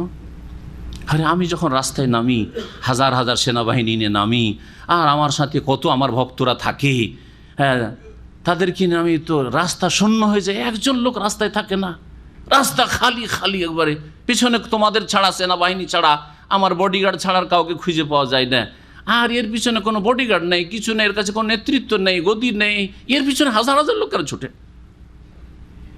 তখন ওজির তাকে বলেছিলেন যে দেখেন, যে আপনি মানুষ, আন্তা মালিকুন আলা জাসাদিন নাস ওয়াহুয়া মালিকুন আলা কুলুবিন নাস আও কামা কাল। আপনি রাজা হয়েছেন মানুষের বডির উপর, রাজত্ব করেন, আপনার রাজত্ব চলে মানুষের দেহের ওপর, শরীরের ওপর। এই মাথা থেকে পা পর্যন্ত এই করো, সেই করো, এইভাবে চলো, সেভাবে চলো। আপনার অর্ডার না মানলে কাকে ধরে নিয়ে এসে ফাঁসিতে ঝুলিয়ে দেবেন, ভয় আছে, তাই না? কিন্তু আব্দুল মুবারক রহমতুল্লাহ আলী মানুষের অন্তরের ওপর, কলব, হৃদয়ের ওপর রাজত্ব করেন, অন্তর জয় করে ফেলেছেন, অন্তর থেকে ভালোবাসে, সেজন্য মানুষ দেখার জন্য ছুটে এসেছে। ইয়াহিয়া আলাইহিস সালামকে আল্লাহ যে সৈয়দ বলেছেন, এই অর্থে সৈয়দ বলা হয়েছে। মানব জাতির জন্য, বিশেষ করে সেই যুগের মানুষের জন্য তিনি সৈয়দান, জননেতা। ওয়া হাসুরান, এবং তিনি ছিলেন সংযমী। হাসুরান, হাসুরানের 2টি অর্থ হয়। হাসারা এসরা মানে কোনো ব্যক্তি আবদ্ধ হয়ে যাও। এখানে হাসুরান মুবালাগার সেগা, এর অর্থ কি নেওয়া হয়েছে? এর একটি অর্থ হয় নপুংসক ব্যক্তি, যে অপারগ, স্ত্রীর কাছে যেতে, স্ত্রীকে যেতে, হ্যাঁ, স্ত্রী সহবাসে যে অক্ষম ব্যক্তি, তাকে হাসুর বলা হয়। এটা ভালো গুণ না খারাপ গুণ? কেউ যদি স্ত্রী মিলনে অক্ষম হয়, তো এটা তার ভালো গুণ না আইব, দোষ? হ্যাঁ বলেন, দোষ। এই জন্য ইয়াহিয়া আলাইহিস সালামের ক্ষেত্রে এই অর্থ প্রযোজ্য নয়, এই অর্থ নয়। আর একটি অর্থ হয় হাসুরান। হাসুরান মানে একজনের মধ্যে স্ত্রী সহবাসের ক্ষমতা আছে, পুরুষত্ব যথেষ্ট আছে, তারপরে সে জেনা, ব্যভিচার, এবং এই জেনা ব্যভিচারে নিয়ে যায় এইরকম যতগুলি অশ্লীল কথা কাজ আছে, সেগুলি থেকে পুরোপুরি সংযমী বেঁচে থাকে, সচ্চরিত্র ব্যক্তি, হ্যাঁ, সচ্চরিত্র সম্পন্ন ব্যক্তি। তো এখানে হাসুর মানে কি বোঝানো হয়েছে? যে তিনি সচ্চরিত্রবান ব্যক্তি, তিনি কখনো ব্যভিচার, অশ্লীল কথা কাজ বা কোনো নারীর দিকে চোখ ওঠা, এইটাও পর্যন্ত নাই তার। হাসুরান, তিনি এইরকম চরিত্রবান ছিলেন। ওয়া নবিয়্যাম মিনাস সালিহিন, এবং সৎকর্মশীলদের অন্তর্ভুক্ত একজন নবীও তিনি হবেন। তিনি নবী হবেন, ভূমিষ্ঠ হয়েছে, নবী হবেন তিনি। আল্লাহ রাব্বুল আলামিন অগ্রিম আল্লাহর ফেরেশতারা সুসংবাদ দিয়ে দেন। তাহলে জাকারিয়া আলাইহিস সালামকে আল্লাহ এক সুসংবাদ দিলেন, তোমার ঘরে এক ছেলে সন্তান জন্মিবে, যার নাম হবে ইয়াহিয়া। আর একটি সুসংবাদ, এটা ওর চাইতে বড়, শুধু ছেলেই নয়, বরং সেই ছেলে কি হবে? নাবিয়্যাম মিনাস সালিহিন, একজন সৎকর্মশীল নবী। নবী সৎকর্মশীল, সকল নবী রাসূলগণ সৎকর্মশীল, তাদের একজন নবী তিনি হবেন। কালা, জাকারিয়া সালাম বলে, রব্বে আন্না ইয়াকুনু লি গোলাম, হে আমার রব, আমার কি করে কোনো সন্তান জন্মাবে, কি করে আমার ছেলে হতে পারে। ওয়াকাদ বালাগানি আল কেবারো, অথচ আমি বার্ধক্যে পৌঁছে গেছি, বার্ধক্য আমাকে ধরে ফেলেছে, আঁকড়ে ধরেছে, আর উপায় নেই, এরপরে আর কখনো যৌবন ফিরে আসবে না। ওয়াকাদ বালাগানি আল কেবার ওয়ামরাতি আকির, আর আমার স্ত্রী হচ্ছে বন্ধ্যা, বাঞ্ঝা, আমি বুড়ো আর আমার স্ত্রী সারা জীবন বন্ধ্যা থাকলো, কি করে সন্তান হইতে পারে। বাবের কাছাকাছি, অবাক হচ্ছেন তিনি, স্ত্রীও অবাক। কালা, আল্লাহ জবাব দিচ্ছেন, আর আল্লাহ কথা বলেন নবী রসুলগণের সাথে, শুধু আল্লাহ কথা বলেন আম্বিয়া রসুলগণের সাথে, আল্লাহ নবী রসুল ছাড়া কারোর সাথে সরাসরি কথা বলে। মা কানা লিবাশারিন আন ইউকাল্লিমাহুল্লাহু ইল্লা ওয়াহিয়ান আও মিন ওয়ারাই হিজাব, কোনো মানুষের পক্ষে সম্ভব নয় যে আল্লাহ তার সাথে কথা বলবেন ইল্লা ওয়াহিয়ান, ওয়াহি ছাড়া। আর ওয়াহি একমাত্র হয় কার কাছে? আম্বিয়া রসুলের কাছে। আও মিন ওয়ারাই হিজাব, অথবা পর্দার আড়াল থেকে কথা বলেন আম্বিয়া রসুলগণের সাথে, যেমন মুসা আলাইহিস সালামের সাথে আল্লাহ পাক কথা বলেছেন, নবী মুহাম্মদ রাসূলুল্লাহ সাল্লাল্লাহু আলাইহি ওয়াসাল্লামের সাথে মেরাজে আল্লাহ রাব্বুল কথা বলেছেন। তাহলে এই পীরতন্ত্রের ভণ্ডরা যে অনেকে বলে আল্লাহর সাথে আমি কথা বলি, কত বড় গুমরাহি। জি, কোরআন বলছে কারো পক্ষে কথা বলা সম্ভব নয়, এরা কোরআন বিরোধী ধর্ম পালন করে, তারপরও ধোকায় থাকবেন। আল্লাহ পাক যেন বুঝার তৌফিক দান করেন। জাকারিয়া আলাইহিস সালামকে বললেন, কালা কাযালিকা আল্লাহ, আল্লাহ রাব্বুল আলামিন, এখন আল্লাহর সাথে কথা চলছে, আল্লাহ বললেন কাযালিকা আল্লাহ, বা ফেরেশতারা বলছেন, ফেরেশতারা তো আগে বলেছেন তাই না, এখন বলছেন কালা, মহান আল্লাহ, যেহেতু এক বচন রয়েছে, মহান আল্লাহ বলছেন, সে সরাসরি কথা বলছেন অথবা ওহীর মাধ্যমে ফেরেশতাদের মাধ্যমে বলছেন, যেভাবে হোক না কেন, কাযালিকা আল্লাহ, এইভাবে আল্লাহ অনেক সময় নিজের কথা, যেমন আমরা বলি, আমরা এইভাবে বলি যে এটা শেখ মতিউর রহমান বলছে, অথচ আমি বলছি, তাই না, বলি না, এটা মাহবুব বলছে, অথচ মাহবুব কথাটা বলছে। ঠিক ওই রকম হইতে পারে যে এটা কালামুল্লাহ, আল্লাহরই কথা, কিন্তু আল্লাহ বলছেন কাযালিকা আল্লাহু ইয়াফআলু মা ইয়াশা, এইভাবে আল্লাহ যা ইচ্ছা তাই করেন, যা ইচ্ছা তাই করেন। লক্ষ্য করবেন এখানে আল্লাহ বললেন ইয়াফআলু মা ইয়াশা, কি বললেন? যা ইচ্ছা তাই করেন। আর যখন ঈসা আলাইহিস সালামের সৃষ্টির কথা আসছে সামনে, তখন ইয়াখলুকু মা ইয়াশা, যা ইচ্ছা তাই সৃষ্টি করেন। এই ভাষার পার্থক্য কেন, এটা ইনশাআল্লাহ তাআলা ওখানে গিয়ে বয়ান করব। আল্লাহ যা ইচ্ছা তাই করতে পারে, যখন ইচ্ছা তখন তিনি করতে পারেন। কালা, জাকারিয়া সালাম তখন বলে, রব্বে, হে আমার রব, ইজআল্লি আয়া, যদি আমার ছেলেই জন্মায় তাহলে এর একটা কোনো আলামত, লক্ষণ বলে দেন, নিদর্শন, যাতে বুঝতে পারি যে হ্যাঁ আমার স্ত্রী গর্ভধারণ করেছে। আজকালকার তো ব্যাপার স্যাপার না যে যাব মেডিকেলে চলে যাব আর একটু টেস্ট করে নেব, পজিটিভ না নেগেটিভ জেনে নেব, তাই না? এ তো সম্ভব না, কেমন করে জানবো? না হলে তো 3-4 মাস না হলে তো বোঝা যাবে না, ঠিক কিনা? আল্লাহ আমার জন্য একটা নিদর্শন করুন আপনি, যাতে বুঝতে পারি যে আমার স্ত্রী গর্ভধারণ করেছে। কাল আয়াত, তখন আল্লাহ বললেন যে তোমার নিদর্শন হচ্ছে, চিহ্ন হচ্ছে যে তোমার স্ত্রী গর্ভধারণ করেছে, আল্লাহ তুকাল্লিমান নাসা সালাসাতা আইয়াম, হঠাৎ করে তুমি এই আগামী 3 দিনে কথা বলতে পারবে না, বোবা হয়ে যাবে, হ্যাঁ, বাকহীন, আর কথা বেরোচ্ছে না, যেমন বোবা হয়ে যায়। ইল্লা রামজা, কথা বলবে ইশারা, ইঙ্গিতে, ইঙ্গিতে, হাতের ইঙ্গিতে, চোখের ইঙ্গিতে কথা, মাথার ইঙ্গিতে কথা বলা, হ্যাঁ না, এইভাবে কথা বলা, মুখ আর খুলছে না। জি হ্যাঁ, আল্লাহ বাক শক্তি নিয়ে নিয়েছেন এই 3 দিন পর্যন্ত। ওয়াজকুর রব্বাকা কাসীরা, এই দিনগুলিতে তুমি তোমার রবের বেশি বেশি জিকির আজকার করো, রবকে স্মরণ করো। বাকশক্তি তো নেই, জবান নেই, বোবা মানুষ, কি করে আল্লাহকে স্মরণ করবেন? হ্যাঁ, জিকির শুধু জবানে হয় না, জিকির প্রথম অন্তরে হইতে হবে। অন্তরে সবসময় যদি আল্লাহকে স্মরণ রাখতে পারেন, কখনো আল্লাহকে ভুলেন না, তা আপনার গুনাহ হবে না, পাপ হবে না। আর যদি হয়ে যায় সবসময় অন্তরে স্মরণ আছে, তার মধ্যে 1 মিনিটের জন্য একটা পাপ হয়ে গেল, চট করে একটা গাল দিয়ে দিলেন, কাউকে খারাপ কথা বলে দিলেন, সাথে সাথে কি করবেন আপনি? তাযাক্কারু ফাইযা হুম মুবসিরুন, হঠাৎ করে স্মরণ হলো, কি করলাম, ভাই ভুল কথা বলে দিলাম, তখন চোখ খুলে যায় যে সংশোধন করি। তবে ইস্তিগফার আস্তাগফিরুল্লাহ সাথে সাথে পড়বেন। মহান আল্লাহ ইরশাদ করছেন তারপরে যে ওয়াজকুর রব্বাকা কাসীরা, তোমার রবের বেশি বেশি জিকির আজকার করো, রবকে স্মরণ করো। ওয়াসাব্বিহ বিল আশিয়্যি ওয়াল ইবকার, এবং তুমি বিকেলে সকালে, সন্ধ্যা এবং সকালে তাসবিহ করো। আশি বৈকাল থেকে শুরু করে সন্ধ্যা পর্যন্ত, মাথার উপর থেকে সূর্য গড়ে গিয়ে যেটাকে আমরা বৈকাল বলি, এই বৈকাল থেকে শুরু করে সন্ধ্যা পর্যন্ত আশি এটা। আর সকাল ইবকার, সকালবেলা ভোর ফজর হওয়া থেকে শুরু করে যতক্ষণ পর্যন্ত সূর্য মাথার উপর আসেনি, সকাল বিকেল আল্লাহর তাসবিহ করতে থাকো। তাসবিহ করাও, এবং তাসবিহ করা মানে নফল ইবাদত, নামাজ পড়াকে বলা হয়, নফল নামাজকেও কি বলা হয়? তাসবিহ বলা হয়। এই জন্য সলাতুদ দোহাকে সুবহাতুদ দোহা হাদিসে বলা হয়েছে, সুবহাতুদ দোহা, সলাতুদ দোহা চাষতের নামাজকে বলা। ওয়াইদ কালাতিল মালাইকাতু, স্মরণ করো যখন ফেরেশতারা বললেন ইয়া মারিয়াম, হে মারিয়াম। এখন মারিয়ামের কথা আবার ফিরে আসেন আল্লাহ রাব্বুল আলামিন, হে মারিয়াম ইন্নাল্লাহ আস্তাফাকে, আল্লাহ তোমাকে মনোনীত করেছেন। কিভাবে মনোনীত করলেন? স্পেশাল, হ্যাঁ কি মনোনীত বলেন? এক তো হচ্ছে ওই সব কারামাত আছেই, আর একটা মনোনয়ন হচ্ছে যে আল্লাহ রাব্বুল আলামিন এই উম্মতের নারীদের মধ্যে কয়েকজন নারীকে শ্রেষ্ঠত্ব দান করেছে, তার মধ্যে একজন মারিয়াম। এটা হচ্ছে মনোনয়ন। ওয়াতাহারাকে, এবং তোমাকে পবিত্র রেখেছেন সমস্ত পাপাচার থেকে। ওয়াস্তাফাকে আলা নিসাইল আলামিন, বিশ্বজগতের নারীদের উপর তোমাকে নির্বাচিত করেছেন শ্রেষ্ঠত্ব দিয়ে।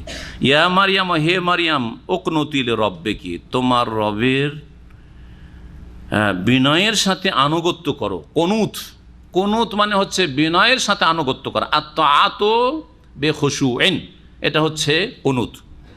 শুধু আনুগত্য না, অনেক সময় আনুগত্য করি কিন্তু বিনয়ের সাথে না। বাবা মায়ের কথা শুনে কিন্তু বিনয়ী হয়ে নয়, ছোট হয়ে নয়, নিজেকে বড় মনে করে, কিন্তু বাপের কথা মায়ের কথা শুনতে হবে, না হলে বাড়িতে ভাত নেই। বুঝতে পারছেন না? এটা কুনুত নয়। উকনুতিল রব্বিকি, আল্লাহর কথা মানছেন কিন্তু পরিবেশের চাপে, সমাজের চাপে, পরিবারের চাপে, হ্যাঁ এখানকার পরিস্থিতি এইরকম, সেই জন্য, বোঝা গেছে না? সৌদি আরবে সেই জন্য রোজা, সৌদি আরবে সেই জন্য নামাজ, হ্যাঁ এখানে কফিল ভালো সেই জন্য নামাজ। বাহ্যিক আনুগত্য আছে কিন্তু তাতে বিনয় নেই। তো কুনুত কথাটি হ্যাঁ ব্যাপকতা রাখে, এই জন্য বললাম যে কুনুত উকনুতিল রব্বিকে, তোমার রবের সামনে কি হয়ে যাও? বিনয়ের সাথে, তোমার রবের বিনয়ের সাথে অনুগত হয়ে যাও। ওয়াসজুদি, এবং সেজদা করো, মানে নামাজ পড়ো, সালাত আদায় করো। ওয়ারকাই মার রাকিন, আর রুকুকারীদের সাথে রুকু করো। যালিকা মিন আম্বাইল গায়ব, এগুলি হচ্ছে গায়ব অদৃশ্যের সংবাদ। নুহি হে ইলাইক, হে নবী মুহাম্মদ সাল্লাল্লাহু আলাইহি ওয়াসাল্লাম, তোমাকে আমি প্রত্যাদেশ করছি, ওহী করছি। ওমা কুনতা লাদাইহিম, তাদের কাছে তুমি ছিলে না, মারিয়ামের যুগেও ছিলে না, আর জাকারিয়া আলাইহিস সালামের যুগেও ছিলে না, আর ইয়াহিয়া আলাইহিস সালামের যুগেও ছিলে না। ওমা কুনতা লাদাইহিম ইউলকুনা আকলাম, যখন তাদের কলমগুলি তারা নিক্ষেপ করছিল। আইয়ুহুম ইয়াকফুলু মারিয়াম, কিসের জন্য? যে মারিয়ামের দায়িত্বভার কে নেবে, মারিয়ামের দেখাশোনার দায়িত্ব কে নেবে এই সম্পর্কে। কারণ তাদের দ্বিমত চলছিল, সবাই চাইছিল যে আমরা মারিয়ামকে নিজের বাড়িতে রাখবো বা নিজের দেখাশোনায় রাখবো। ওমা কুনতা লাদাইহিম, এবং তাদের কাছে তুমি ওই সময়ও ছিলে না, ইজ ইয়াখতাসিম, যখন তারা আপোষে বাদানুবাদ করছিল, তর্কে জড়িয়ে পড়েছিল। না আমি চাই, বলছে না আমি চাই, আমি বেশি হক রাখি। এর দ্বারা কি বোঝা গেল? হ্যাঁ বলেন। নবী মুহাম্মদ রাসূলুল্লাহ সাল্লাল্লাহু আলাইহি ওয়াসাল্লাম সম্পর্কে ভারত, বাংলাদেশ, পাকিস্তানে একটি দল রয়েছে বেরেলভি, বুঝেন না? বাংলাদেশে ওদেরকে রেজভি বলা, ওরা নিজেদেরকে কি বলে? রেজভি বলে। আহমদ রেজা খানের ভক্ত অনুসারী, সেই জন্য শুধু ভক্ত না, উম্মত বললেও ভুল হবে না, কারণ রাসূলুল্লাহ সাল্লাল্লাহু আলাইহি ওয়াসাল্লাম নিয়ে আসা দিন তারা মানে না। আহমদ রেজা খান যে থিওরি পেশ করেছে, হ্যাঁ কবর মাজার পূজার ধর্ম, কোরআন এবং হাদিসের অপব্যাখ্যা করে, সেই থিওরিতে, সেই ধর্মে তারা বিশ্বাসী, এই জন্য তারা নিজেদেরকে কি বলে? রেজভি বলে। আর আহমদ রেজা খানের বাড়ি ছিল উত্তরপ্রদেশের একটি শহরের নাম হচ্ছে বেরেলি। কি শহরের নাম? বেরেলি। ওই বেরেলি শহরের দিকে সম্পৃক্ত করে বেরেলভি বলা হয়, বেরেলভি বলা হয় তাদেরকে। একজন আমাদের সহিহ আকীদার আলেম এই সম্পর্কে লিখতে গিয়ে লিখছেন যে তার বাড়ি ছিল রায়বেরেলি। আসলে যদি ম্যাপ না জানা থাকে তো লিখতে নেই, বলতে নেই, ভুল হবে। উত্তরপ্রদেশে দুটো শহর আছে, একটা হচ্ছে বড় শহর সিটি, যেটার নাম হচ্ছে বেরেলি। এই বেরেলি শহরের এই আহমদ রেজা খান। আর একটি শহর হচ্ছে টাউন, সেটা সিটি নয়, বড় শহর নয়, তার নাম হচ্ছে রায়বেরেলি। তার নাম হচ্ছে রায়বেরেলি ছোট্ট একটি শহর। আর সেই শহরে ছিল না এই আহমদ রেজা খান। সুতরাং এই ব্যাখ্যাটি ভুল, কোনো একটি পত্রিকাতে লেখা হয়েছিল একবার। তো যাই হোক, কী বলছিলাম, যে এদের আকিদা বড় বড় শিরক রয়েছে, বড় বড় শিরকে আকবার রয়েছে। তার মধ্যে একটি আকিদা নবী আলেমুল গায়ব। নবী কি? অদৃশ্যের সব খবর রাখেন নবী। কোথায় কি হচ্ছে পৃথিবীর সব খবর রাখেন নবী। তার কবর থেকে সব খবর রাখেন, কবর থেকেই সারা পৃথিবীর সব খবর রাখেন। দ্বিতীয় আকিদা তাদের কুফরি শিরকি আকিদা, যে নবী হাজির নাজির। নবী কি? হাজির আর নাজির, মানে সব জায়গায় হাজির। এই যে আমরা মাহফিল করছি না, এখানে নবী হাজির। এজন্য এই বেরেলবিদের মিলাদ মাহফিলে ছোটকালে গেছি ছাত্র জীবনে, একটা খালি চেয়ার এরকম রাখা থাকে, খালি চেয়ার রাখা থাকে, খুব সাজিয়ে কিন্তু রাখা থাকে, বোঝা গেছে। আর হঠাৎ করে তাদের এই শিরকি ওয়াজ করতে করতে দাঁড়িয়ে যায়, যার নাম হচ্ছে কেয়াম করা। দাঁড়িয়ে যান, কেয়াম করেন। কেন? কারণ নবী পাক হাজির হয়ে গেছেন। নবী পাক কি হয়েছেন? হাজির হয়ে গেছেন। এই যে খালি কুরসি রাখা আছে, উনি বসবেন, সেই জন্য। বোঝা গেছে। তাদের আকিদাই দ্বন্দ্ব রয়েছে, তাদের আকিদাতে দ্বন্দ্ব রয়েছে। একবার বলছে যে এতক্ষণ শুরু থেকে কিন্তু হাজির না, এখন হাজির হয়ে গেছেন, দাঁড়িয়ে যাও, ঠিক না? তাহলে বোঝার সবসময় হাজির না, তিনি শেষখানে একটু হাজির, বড় বড় নেতাদের মতো, তাই না? বড় বড় দুনিয়ার নেতাদের মতো শেষখানে বড় অনুষ্ঠান চলছে, 5-10 মিনিটের জন্য আসলো, তারপরে চলে গেল, ঠিক না? এই আকিদে আবার পোষণ করে, সেই জন্য কুরসি খালি থাকার হঠাৎ করে শেষ দিকে বলে দাঁড়িয়ে যান। আবার সাধারণভাবে তারা আকিদা লিখেছে নবী সাল্লাল্লাহু আলাইহি ওয়াসাল্লাম সবসময় হাজির, সর্বত্র হাজির, সব জায়গায় হাজির, সর্বক্ষণ হাজির, সর্বত্র হাজির। তাহলে তো আছেন অলরেডি, আমার আসার আগে থেকে আছেন উনি, ঠিক না? মাহফিল শুরু হওয়ার আগে থেকে আছেন। আর মাহফিল হোক আর না, ভালো মন্দ সব জায়গাতে তিনি হাজির আছেন, কবর থেকে সব জায়গায় হাজির। যারা কোরআন এবং হাদিস থেকে বিভ্রান্ত হয়ে যায়, তাদের আকিদার দ্বন্দ্বের শেষ থাকে না।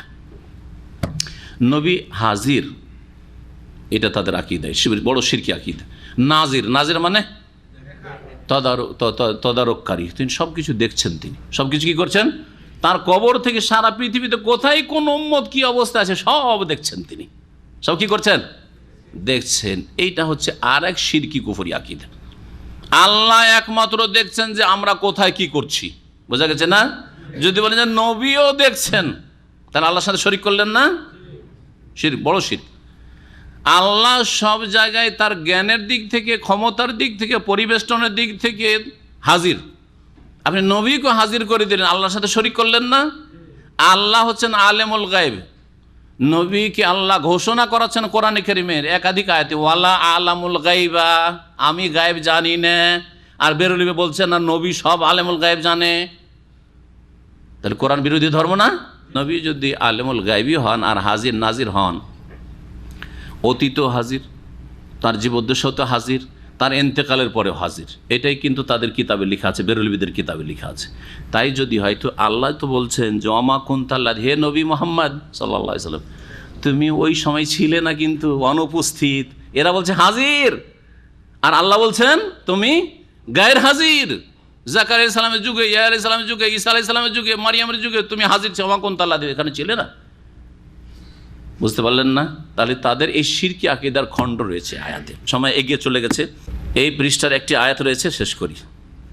ইয কালাতিল মালায়েকা, স্মরণ কর যখন ফেরেশতাগণ বললেন, ইয়া মারিয়াম, হে মারিয়াম, ইন্নাল্লাহ ইউবাশশিরুকি, নিশ্চয় আল্লাহ তোমাকে সুসংবাদ দিচ্ছেন, বিকালিমাতিন মিনহু, তার পক্ষ থেকে একটি বাণীর, মানে বাণীর মাধ্যমে এক সন্তানের, ঈসা আলাইহিস সালামের সুসংবাদ। এইখানে কালিমা ঈসা আলাইহিস সালাম।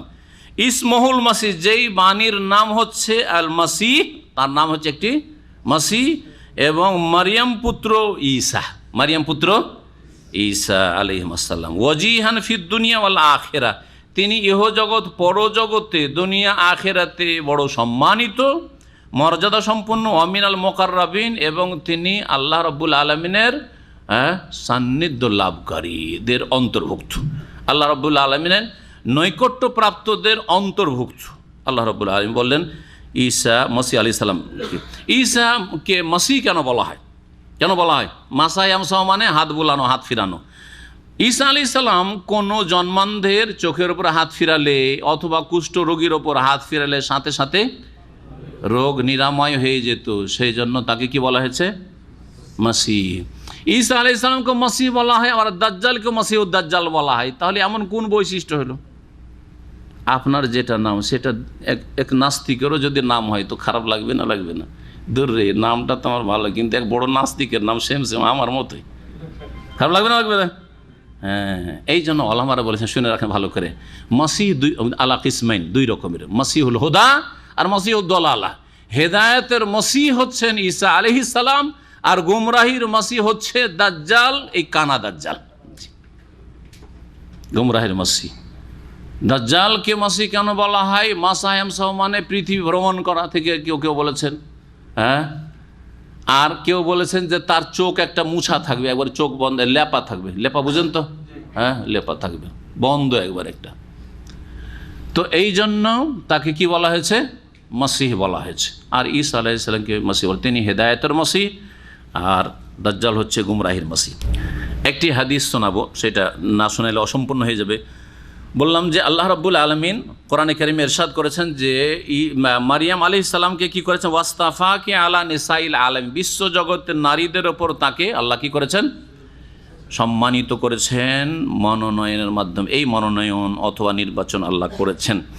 এই মর্মে বেশ কিছু হাদিস রয়েছে, তার মধ্যে একটি হাদিস আবু মুসা আশআরী রাদিয়াল্লাহু তাআলা আনহু থেকে বর্ণিত। তিনি বলছেন, কালা রাসূলুল্লাহ সাল্লাল্লাহু আলাইহি ওয়াসাল্লাম কামুলা মিনার রিজালি কাসীরুন, পুরুষ জাতির মধ্যে অনেকেই পূর্ণতা লাভ করেছে, কামেল হয়েছে। বলছেন নবী করিম সাল্লাল্লাহু আলাইহি ওয়াসাল্লাম, কামুলা মিনার রিজালি কাসীর, পুরুষদের মধ্যে অনেকে কামেল হয়েছে, পূর্ণতা লাভ করেছে। ওয়ালাম ইয়াকমুল মিনান নিসাই, নারী জাতির মধ্যে কেউ পূর্ণতা লাভ করতে পারেননি, তাদের ঈমান অর্ধেক। হাদিসে বলা হয়েছে ইল্লা মারিয়াম বিনত ইমরান, তবে ইমরানের মেয়ে মারিয়াম পূর্ণতা লাভ করেছে। ও আসিয়া ইমরাত ফিরাউন, ফিরাউনের স্ত্রী আসিয়া রাদিয়াল্লাহু আনহা পূর্ণতা লাভ করেছে। এই হাদিস অনেকগুলি কিতাব রয়েছে, আবু দাউদ ছাড়া বুখারী মুসলিমে রয়েছে, অন্যান্য হাদিসের কিতাবগুলিতে রয়েছে। আর সহিহ বুখারীতে আরও রয়েছে অতিরিক্ত, কামুলা মিনার রিজাল কাসীর, পুরুষদের মধ্যে অনেকে পূর্ণতা লাভ করেছে, আর নারীদের মধ্যে কয়েকজন পূর্ণতা লাভ করেছে। আসিয়া ইমরাত ফিরাউন, ফিরাউনের স্ত্রী আসিয়া, ইমরানের মারিয়াম। ও আন্না ফজলা আয়েশা আলা নিসাই কা ফজলি সারিদ আলা সাইরি তাম, আর নারীদের ওপর আয়েশার শ্রেষ্ঠত্ব হচ্ছে যেমন সমস্ত খাবারের ওপর সারিদ নামক খাবারের শ্রেষ্ঠত্ব প্রাধান্য রয়েছে আরবদের মাঝে। আরবদের কাছে নবী করিম সাল্লাল্লাহু আলাইহি ওয়াসাল্লামের জামানায় একটি সারিদ নামে খাবার তৈরি হতো, যেই খাবারটি সমস্ত খাবারের মধ্যে ভালো খাবার তাদের মাঝে মনে করা হইতো। সেই খাবারটি কি দিয়ে তৈরি হতো শোনায়, সারিদ, তাতে টুকরো টুকরো করা হয় রুটিকে, রুটি ভেঙে ভেঙে টুকরো করা হয়, আর তাতে গোস্ত দেওয়া হয়, ঝোল থাকে, গোস্ত ঝোল, আর তার সাথে রুটিকে মিক্স করে পাকানো হয়। এই খাবারকে সারিদ বলা হতো। এই খাবারটি সেই যুগের প্রিয় খাবার ছিল, এখনও আরবরা খায়, হয়তো নাম পরিবর্তন করে দিয়েছে, কিন্তু এই খাবার অনেকে আরবরা মাঝে মধ্যে খায়। যেমন আমাদের সমাজে এক এক সমাজে এক এক রকমের খাবার, প্রিয় খাবার রয়েছে, ঠিক ওই রকমই আয়েশা রাদিয়াল্লাহু তাআলা আনহার ফজিলত রয়েছে সমস্ত নারীদের ওপর। তাহলে কয়জন নারীর কথা আসলো?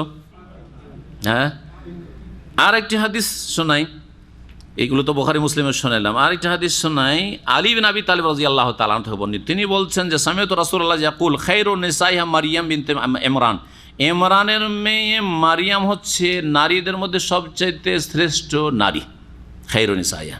ওয়া খায়রুন নিসাইহা, আর নারীদের মধ্যে শ্রেষ্ঠ নারী হচ্ছে খাদিজা বিনতে খুয়াইলিদ, খুয়াইলিদের মেয়ে খাদিজা রাদিয়াল্লাহু আনহা। তিনি কে? নবী করিম সাল্লাল্লাহু আলাইহি ওয়াসাল্লামের প্রথম স্ত্রী উম্মুল মুমিনিন। হ্যাঁ জি, কয়জনের নাম হইল? 4 জন হয়ে গেল। আর ফাতেমা রাদিয়াল্লাহু তাআলা আনহা সম্পর্কেও রিওয়ায়াত রয়েছে তার ফজিলতের। এবং হাসান হোসেনের যেমন ফজিলত রয়েছে, সুতরাং তাকে পঞ্চম গণ্য করা যায়। কিন্তু আমাদের ভারত, বাংলাদেশ, পাকিস্তানে মুসলিম সমাজে ফাতেমা রাদিয়াল্লাহু তাআলা মা ফাতেমা বলা এটা বিদাতি কথা।